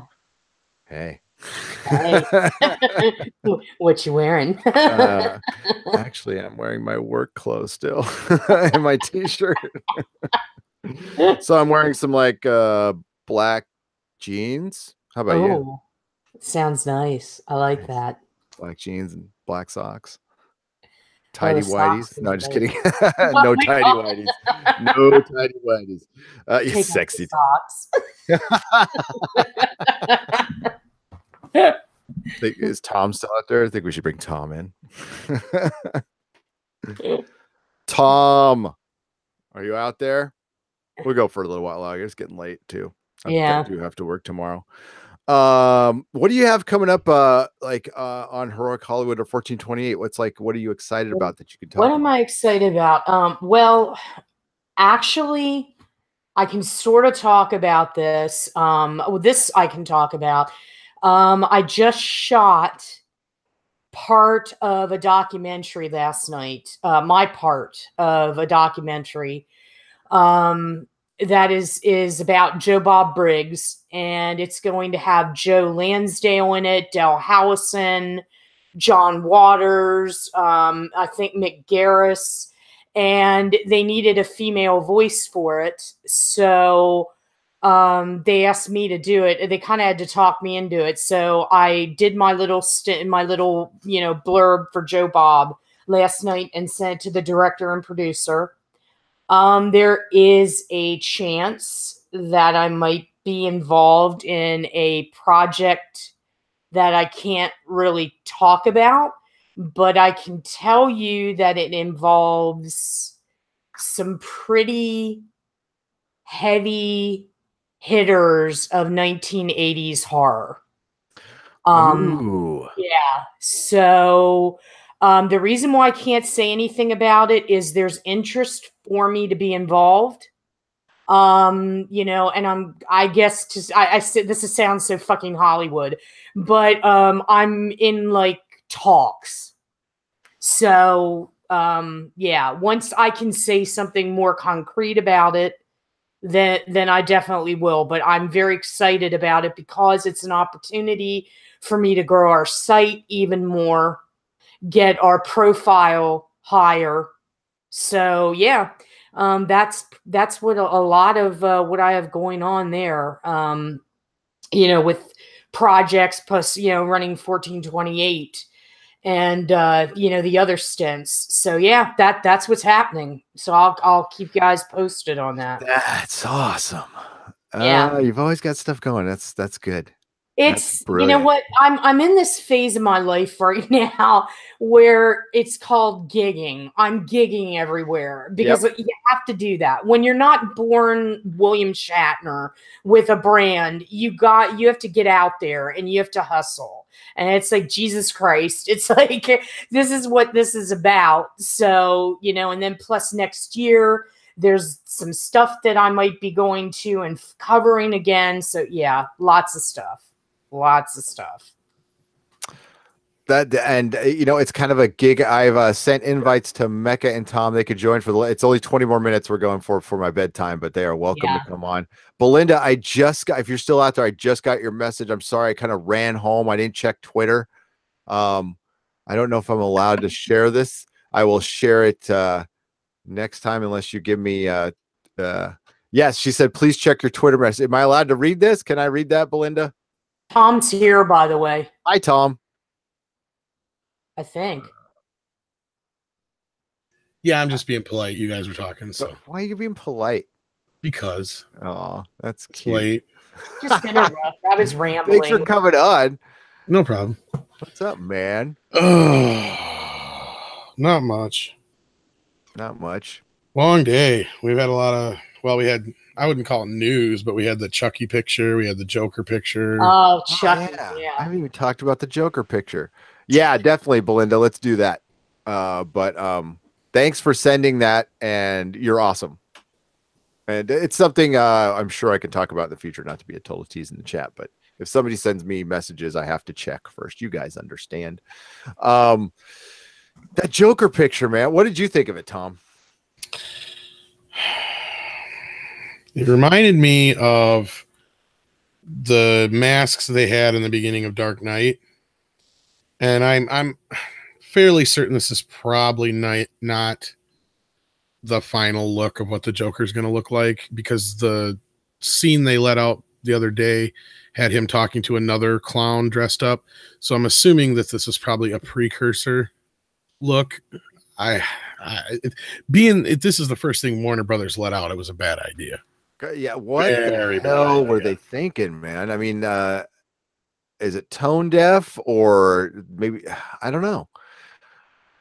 This is the kind of thing, I'm going to show the picture here in a second. I'd be willing to give them the benefit of the doubt. Like I said, there's another level to this because like I said on our podcast earlier today, I said normally the Joker has some kind of deformation in his face that causes him to constantly have to smile outside of Jared Leto's Joker. Right.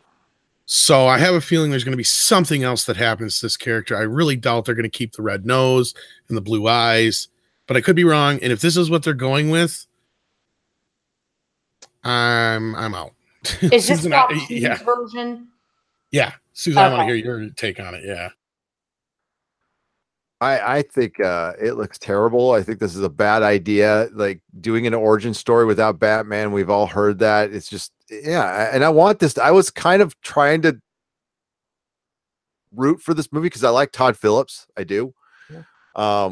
You know what the Joker's name is, right? Arthur Fleck. Yes. Fleck. Yeah. Yeah, I know. And Scorsese's not involved in this in any way anymore, right? Nope. So was that a bait and switch? I don't know. Why is he not involved? I'm really confused about the whole production of this thing. Like, I don't know why. I made the assumption, and I could be wrong. Susan might know better than me. I made the assumption that when Joaquin came on board, his production came on board, his production company came on board, and that probably pushed Scorsese's out of the way, or Scorsese just didn't want anything to do with it and found something better to do. Because it was just his production company. I don't think he was hands-on involved or anything like that.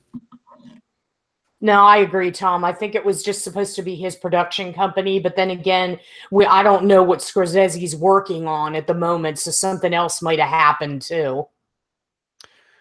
I mean, if they want to do the Joker, I'm trying to find a way I could show this picture without like here, I'll just go to the Dumb Business Insider.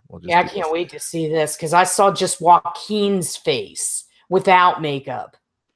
It's just Joaquin's face with a freaking it was a makeup test, but they didn't say what for. It's like a video, and it like fades between the old his other face and the makeup. Yeah. So, really? So we're going John Gacy. Yeah. John Wayne Gacy. Okay, why? Wow. Unless they're going for realism. When I look at this, well, not the clowns are real, but they are. But when I look at this, I think John Wayne Gacy, I think reality evil in reality based, not in a comic book world. I'm wondering if this is what they're going for. Yeah, I got the whole like Heath Ledger kind of vibe from it. Yeah, I mean, Emmett Kelly. It sounds to me like a repurposed script. They got a repurposed script out there. They're going to make it a Joker movie. This is a movie that's a script they couldn't sell, but if we could slap the Joker into it, and it's about some mentally disturbed man. And yes, Silver Spike, Joaquin. I was excited as Joaquin Phoenix as the Joker. Yeah, I think he could pull it off. He's manic and crazy enough to do it. Yep. But the Joker without, I've said it before, you can make a Batman movie without the Joker. You cannot make a Joker movie without a mention or something of Batman. Batman doesn't need to be in the entire movie, but they're the yin and yang, absolutely, of DC, of comic books. You cannot do this. So this is a really outside take of a comic book movie that's going to be like peripherally comic book. Like they're just going to skirt the edge, and it's going to be more about somebody's performance. Problem is you're going to lose comic fans. Now, if this, like is Tom saying, a setup for something else, then genius. Great. Good marketing. We'll see what happens. It's hard to judge it this early. But they did come out with this picture on purpose, right, Tom? This was their makeup test. It was Todd Phillips who put it out. But yeah, so they meant to put it out, and then Warner Brothers retweeted it, I believe. Yeah, I've been trying to defend this movie from the get-go, and I just can't. It's if it wasn't a Joker origin story, if it was just a Joker story, and you didn't want to have Batman in it, but he still exists in the world, totally down with that as an Elseworlds. But we know Thomas Wayne is in it. Yeah, and so but they're gonna have baby Bruce Wayne. Yeah, but. Yeah. We'll see. It's really interesting that they took this route first. And yeah, it's very John Wayne Gacy. But we don't know. Well, I mean, it seems like the whole trend with superheroes now is to forget the comic book world and make them more relatable. And that's why we're getting I love this thing, so I'm going to co-opt it, the feelings in hallways and staring pensively out windows superheroes now. Yes. And it's insane that you have people involved who want to, okay, we're making a Joker movie and we're going to do like the most unlike Joker thing we can do. Like that's what you do right out the bat. And this is on the heels of a Jared Leto Joker that people were not in love with. And again, I'll say this about Joker is like, we've seen some great Joker performances, but we haven't seen the Joker from the comics yet. That would be nice to see. The Joker from the comics is really skinny. He's not human looking at all. He's utterly frightening. His deformity is his face. He's just constantly in this evil, hyperactive laughter, but there's like a coolness and a killer, like the smile doesn't reach his eyes kind of thing. And you can have a lot of fun with this character in a movie, just focusing on him if you just want to follow a villain for 2 hours. But I mean, and like I said, Joaquin Phoenix is a good guy to play it, but without Batman, without any comic lore in there, it's just a psycho clown that's calling himself the Joker. Which is what the same problem we had with Iron Fist, which was a guy running around calling himself, well, he wasn't even calling himself Iron Fist half the time. And that's we're still afraid. I mean, if we're still afraid to do the comic book stuff, then just don't do it. Well, I think something that Heath Ledger's Joker did best and Jared Leto's Joker missed completely on the mark was everything's a joke to the Joker. Yeah. Everything is a joke. It doesn't matter what it is. That's what I loved about his multiple backstories with Heath Ledger. Because even though it was a darker version, it's probably the closest we've ever gotten to the comic. Jared Leto's Joker, on the other hand, was just a creepy clown. Well, Leto went crazy. Yeah. He went crazy during production. It was like he wanted to be referred to, I guess, as his character. He was in character 24/7 on the set. And people said it was not in, it wasn't like, oh, he's great, this is wonderful. It was kind of creeping people out. Right. And that's what I'm saying. He wasn't even in an ironic Joker kind of way. He was just, to me, like the farthest we've ever had from a Joker. Because that whole scene with, what the hell's the name of him? Common? Was that who it was? I think in the bar, nightclub, whatever. And he's like, you don't want no beef. You don't want no beef. You want to fuck Harley. You want to fuck her. And it's all just this. Joker would never do shit like that. Never.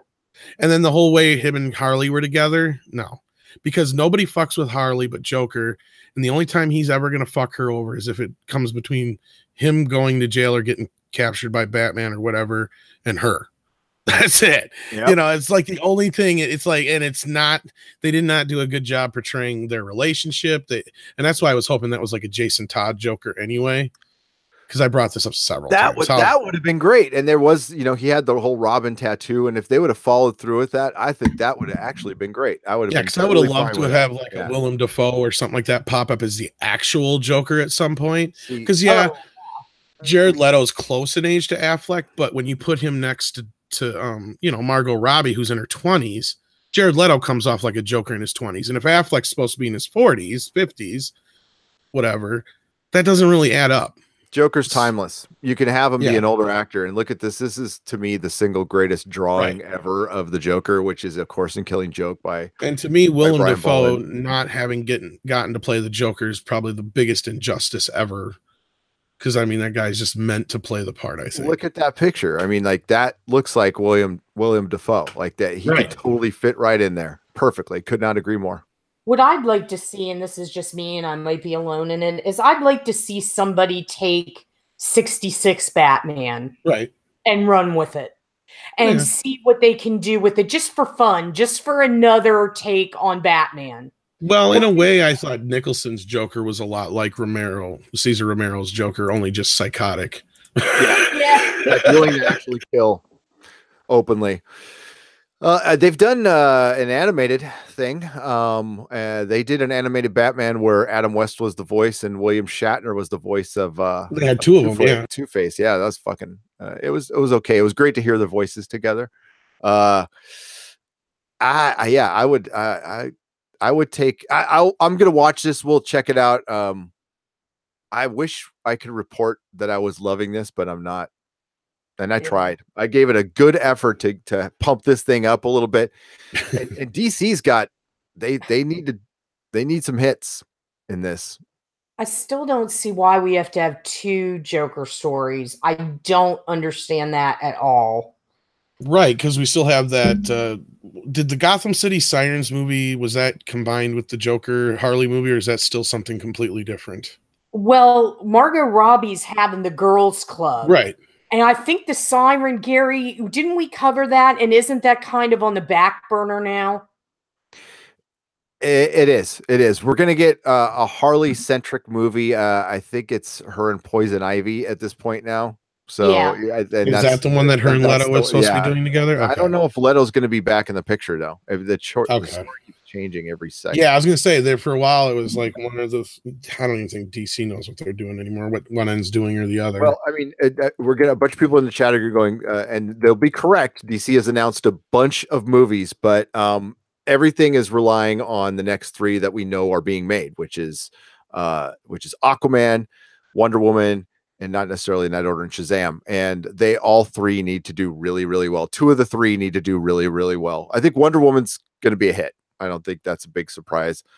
Aquaman, I think it's a question mark. Shazam looks pretty good, but that's a tough sell too. Yeah, that's a tough sell. That's I'll like it as a comic book nerd. I just don't know if the normies are going to go for that one. I think they will because it's the most reminiscent of a Marvel movie. That's true.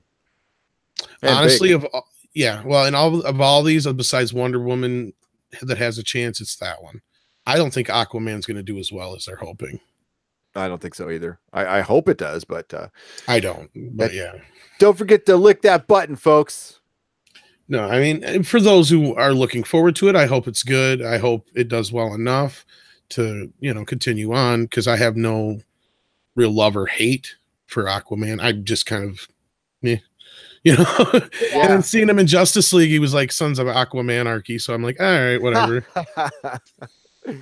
Badass and all that kind. It's like, okay. Badass. Yeah, that's mommy. It's more like a wrestler than he is Aquaman. I'm sorry. Yep. No, and that's what they were trying to do. Oh, I know. I totally get it.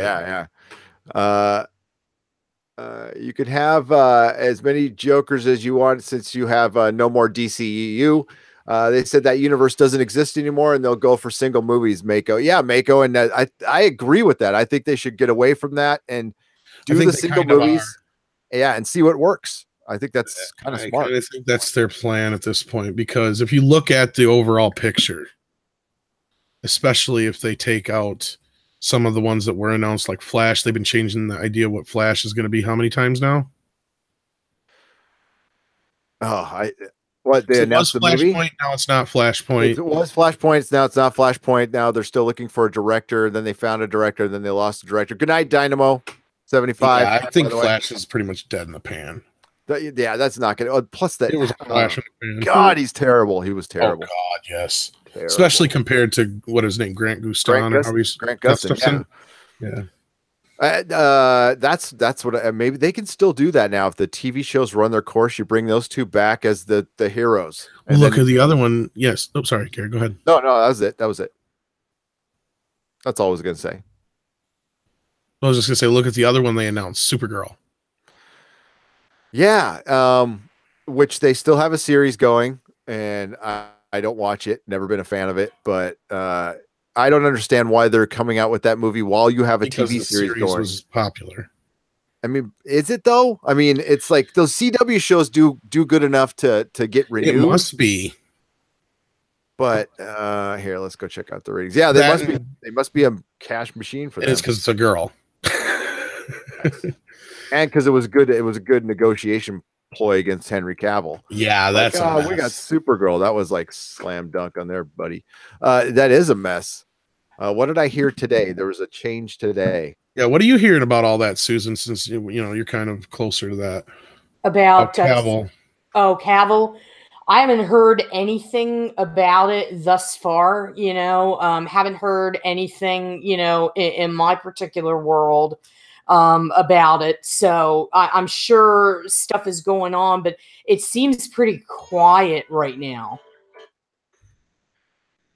It does. I was listening to somebody. It might have been you, Tom. I heard something new from him, and I can't remember what it was now. Well, there was the whole thing. Andre did his editorial, and we did a bit on it too. But basically, he nobody denied it, but the press was really denying it, and his manager, agent, whatever it was, sent out a very ambiguous tweet on the subject. So, and then Warner Brothers, that's when they came out with their statement, and their statement was even more ambiguous.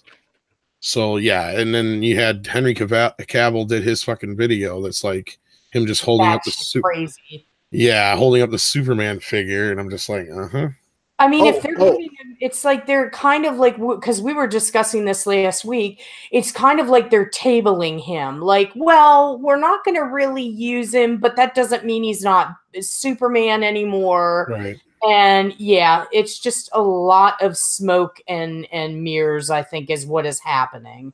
My theory, and I have to be clear that it's a theory, is he wanted more money. They weren't going to give it to him. They gave him a counteroffer. He said no. And then they said, well, okay, fine, we'll do this with you, but you got to be in all these cameos. And when he wasn't able to make it for the Shazam cameo, that pissed him off. And I think at that point, they're like, well, we don't need him. And we're not going to sit here and argue with him in between that and the mustache shit, which technically wasn't his fault, but it was still one of those situations where it's like, yeah, I think they're about done with Superman because nobody's real happy with the character anyway at this point. And you hear so many people talk about how great Superman is on Supergirl in comparison and how he's handled there. I haven't even seen the show, but I just keep hearing people talk about it in comparison. Yeah. It's like, it's done pretty good. I mean, that show's kind of a train wreck, but some people like it, and that's cool. I think it's I didn't make it past the first season. Yeah. So here's what Dennis said this earlier. Oh yeah, I saw that today. James Bond, which is like Yeah, I was just gonna bring that up. I was gonna say you have the whole Witcher shit, which kind of I think that also kind of upset him. And then well, it's kind of like what's going on with Star Trek. Yeah. With the Star Trek Force. Every time you turn around, Bruce Greenwood signed on to be in Doctor Sleep. Half Spock's, of that cast, and signed up now to the show. Yep. Oh, that movie's not happening. It's dead in the water. No. I think Midnight's Edge was right about that. I think the one of the videos you said the other cast is probably on the way may out. or may have not affected that more than really. That's awesome. I'm not gonna say. I mean, that's terrible. That's awful. No, we got a lot of word after that video dropped that a lot of people weren't happy, and they lost reportedly around $80 million in funding, which Paramount needs. Which you guys were just talking about earlier, Paramount possibly being bought out by Amazon. I wouldn't be surprised. That's a big move for both companies. Bold. But the thing that happened then is I think it would separate the Trek rights even more. Yeah, that would get messy.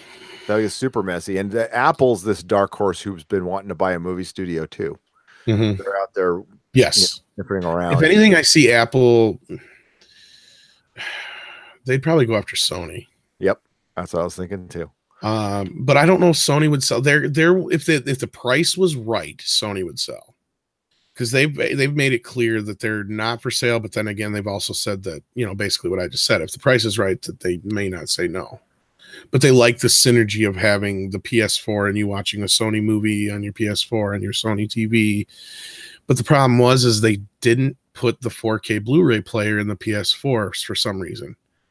So to me, that almost tells me they're not as attached to the film companies. Even people like Andre think they are, because if that was the case, I think they would have really pushed that because the PS3. One of the reasons that was such a big in the PS2 as well was because they had DVD and Blu-ray.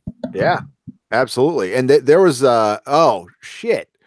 Yes, we will be. Sorry, I'm totally interrupting. We will be reviewing that this weekend, probably Sunday.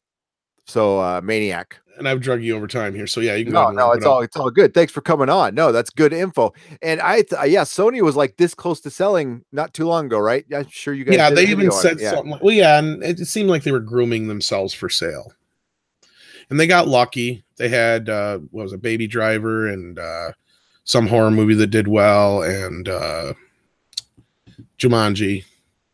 So they had a pretty good year last year. I'm trying to remember the horror movie they had that did well. It was one of those smaller ones.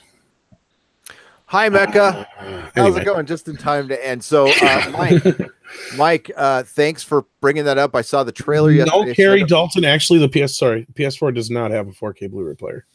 No, it does not. Doesn't. Can you buy one that has one or no? Nope. Yeah, that Nope. sucks. They might come out with something in the future, but I have a PS4 Pro and it does not play 4K Blu-rays. The Xbox One does, though. Yep. Surprisingly. But anyway, sorry, I didn't mean to interrupt you, Gary. No, it's all good. It's all good. Mike Cedar had brought it up to my attention, and Mako confirmed that Maniac has come out. So yes, tomorrow I will binge the entire thing. I will do tomorrow night. I will do I'll get Dennis to join me too, and anybody else who wants to in this group. If you guys want to binge fucking Maniac, we're gonna do a brief spoiler-free review of the first episode, and then Sunday or Monday we'll do the whole series. So it looked pretty damn good. So I can't, yeah. And that one I love how Netflix will sneak a series on you. Here's this really expensive looking show that we didn't promote at all.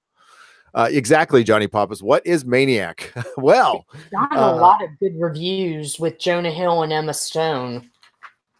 Yeah, it's with Jonah Hill and Emma Stone, and I saw a brief trailer, and it just looked really pretty. So, yeah, I think the horror movie I'm thinking of is Don't Breathe or something like that. Is that the one they had? Don't Breathe. Are you talking about Paramount? No, Sony. Paramount had Quiet Place. Right. Yeah, that's what I was going to say. I think you're right. That sounds totally familiar. Yeah. Don't Breathe. And 2016. Don't Breathe. Yeah. Yep, you're right. So yeah, they had a couple good movies last year. Sony did, so they're doing okay right now. But anyway, sorry. Yeah, and then Spider-Man's riding them along pretty well. And they actually own a piece of Spider-Man. So that just boggles my mind. Yeah. So I guess I was kind of wondering what I was going to do this weekend. Now I know. Maniac.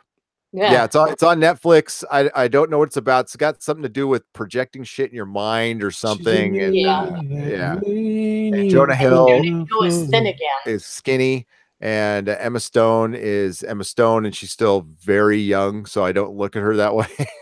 She's too young. Too young. Creepy. It's creepy. I love her. I thought she was going to say I don't give a shit.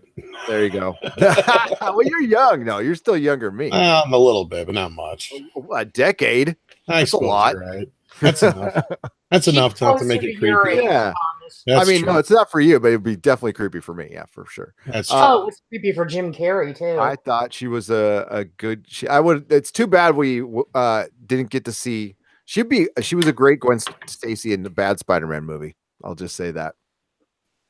So yeah, so check that out this weekend. And Tom, what do you got going on this weekend? Other than a possible tribunal, if we figure it out, nothing planned at the moment. Might do something. I'm sure we'll do some live show over the weekend. I'm not sure what Mecca has planned, but I try and help her out as much as possible since she helps us out. So. Oh, she pimps us out all the time. Mecca, here, I'm going to put both your channels in the chat here. Please subscribe to Mecha Random 42 and Tom at Midnight's Edge and Midnight's Edge After Dark, both great channels. And Midnight's Edge is a channel that inspired us. But we have a lot of videos that people haven't been checking out lately, so definitely check us out. They're really good. Our crowd loves that stuff too. They're really good at digging deep in to the Hollywood, just the goings on behind the scenes with movies and budgets and drama, and it's really well thought out, and it's good stuff. It's really good stuff. Here, as I'm stretching here, I'm looking up your channel so I can in the chat. I think Mecca, she got a wrench. I got to give her a wrench. Oh, okay. She don't know. Yeah. So you can just click on them. I think if there's a wrench, but I can't remember. If there's a wrench, you can just click. Here we go. Maybe. I don't This know. is Midnight's Edge. Okay, that's the mothership right there. And then here comes After Dark, and then we're gonna do Mecha. Awesome. I'm tired. Yeah. What time is it over there? It is 1:10 in the morning. Oh my lord. And then here comes Mecha. Yeah, there's the main channel, Midnight's Edge, and then there's After Dark. In the main channel, we do a lot of mini documentaries, editorials, and then on After Dark, we do a lot of podcasts just like this. Mecha, here comes Mecha. Thanks for putting up with this, folks. But these are really good people that I must support all the time. And check them out on Twitter too. Tom's at Tom Connors Jr. And what's your Twitter handle? Throw in your Twitter handle, Mecha. Mecha's is monkey something. I can never remember it. Random monkey. Right? There you go. Why? For a second here. Susan, what do you have going on? Now, this is going to take a half an hour, folks, so kick back. No. I got randoms from here. You can catch me at 1428 Elm, Heroic Hollywood, and I recap Lodge 49 for TV Series Hub. You can find me on Twitter at Susan on the Ledge, on Instagram at De Facto Scribe, and on Facebook. Please check out. If you like horror, go ahead and subscribe to 1428elm.com and go ahead and follow us on Twitter. Yeah, I got to hear what you think about Chucky one of these days. The new one. They just dropped the picture up today. Yep, we have something coming up with it. Yeah. Oh, do you? Yeah. Wow. Can't tell me, I'm sure. No. I was just going to say the picture and why we need to have a remake when there's a successful franchise. It just doesn't make sense, but well. Because MGM owns the original movie? Yeah. I figured. And they're remaking everything they have right now because that's all they have. Oh, God. That's why we got Death Wish and whatever other one it was they did last year. Okay, yeah, I was curious. I kind of figured that. So bear with me while I thank the chat. The new Patreon video will be ready tomorrow. I had to add. So we have a lot of new patrons. So welcome. You will be on a video that's going to be in every one of our videos coming up here. So Osaro, Tarka Jedi, Mecha Random, Mary Ashmead, Jody. I try to do as much as I can. Tom, thanks. Johnny Pappas, Kirk Anderson, Mako, Penn Farm Girl, Matt Guy, Mike Cedar. Thanks for the info, Mike. The wonderful Belinda. Thanks for the message, by the way. That's awful. Stephen Ernest, how's it going? Rolling up here. And MK Ultra, Nihilist Shadow. Some more. Lubella. And Terry B. You know, it's funny. It's not my sister, is it? Terry B is my sister. Terry Beekler. I just don't know if my sister's in here. I didn't know my older sister even knew I was YouTubing. My younger sister doesn't, for sure. I don't think any of my family does, to be honest with you. Dynamo75 said goodnight earlier. Annie Colton. And the Apple Crow, we saw you up there earlier. And Chris Perza, new patron. Welcome. And Harley's little sister, and that's as high as I can go. So if I missed anybody, I do apologize. Everybody, thank you for coming in, taking your time with us, and hang out in the chat. This is the best thing about this channel, is being able to talk to you guys. And it's so much more fun now that we're doing this thing with Tom and Mecha and Doomcock. We have cross-pollination with hosts, and Susan went over did ladies' night. I think this has been a fucking blast and a lot of fun. Yeah, so the Tribunal is going to be on our channel next time. We have no idea when, but when we do, we will let you know. We'll talk about the topic, and we'll give you as much heads up as absolutely possible. And we know nothing as of this moment, right, Tom? Not a lot. We just know that it's coming, and we'll let you know. There you go. We've talked about a few topics. Yes. We'll go with that. And Susan, we'll Yes. let you go. Thank you. You did a great job as usual. You're awesome. I still want to do that last Ancient Aliens. Are you game for that? Yeah. Yep. Okay. So I'll give you a heads up. Let's try to do it in the next couple days. Sure. What about Elon? Okay, so look for that. We still had one more Ancient Aliens to do, and I'd like to do that. So we'll let you know. And again, thank you all for joining us. You guys are seriously the best chat on YouTube. That's all I can say. So for Tom, and say goodnight, Susan. Good night, Susan. May the small folks sing songs of your greatness. Good night, everybody. Thank you.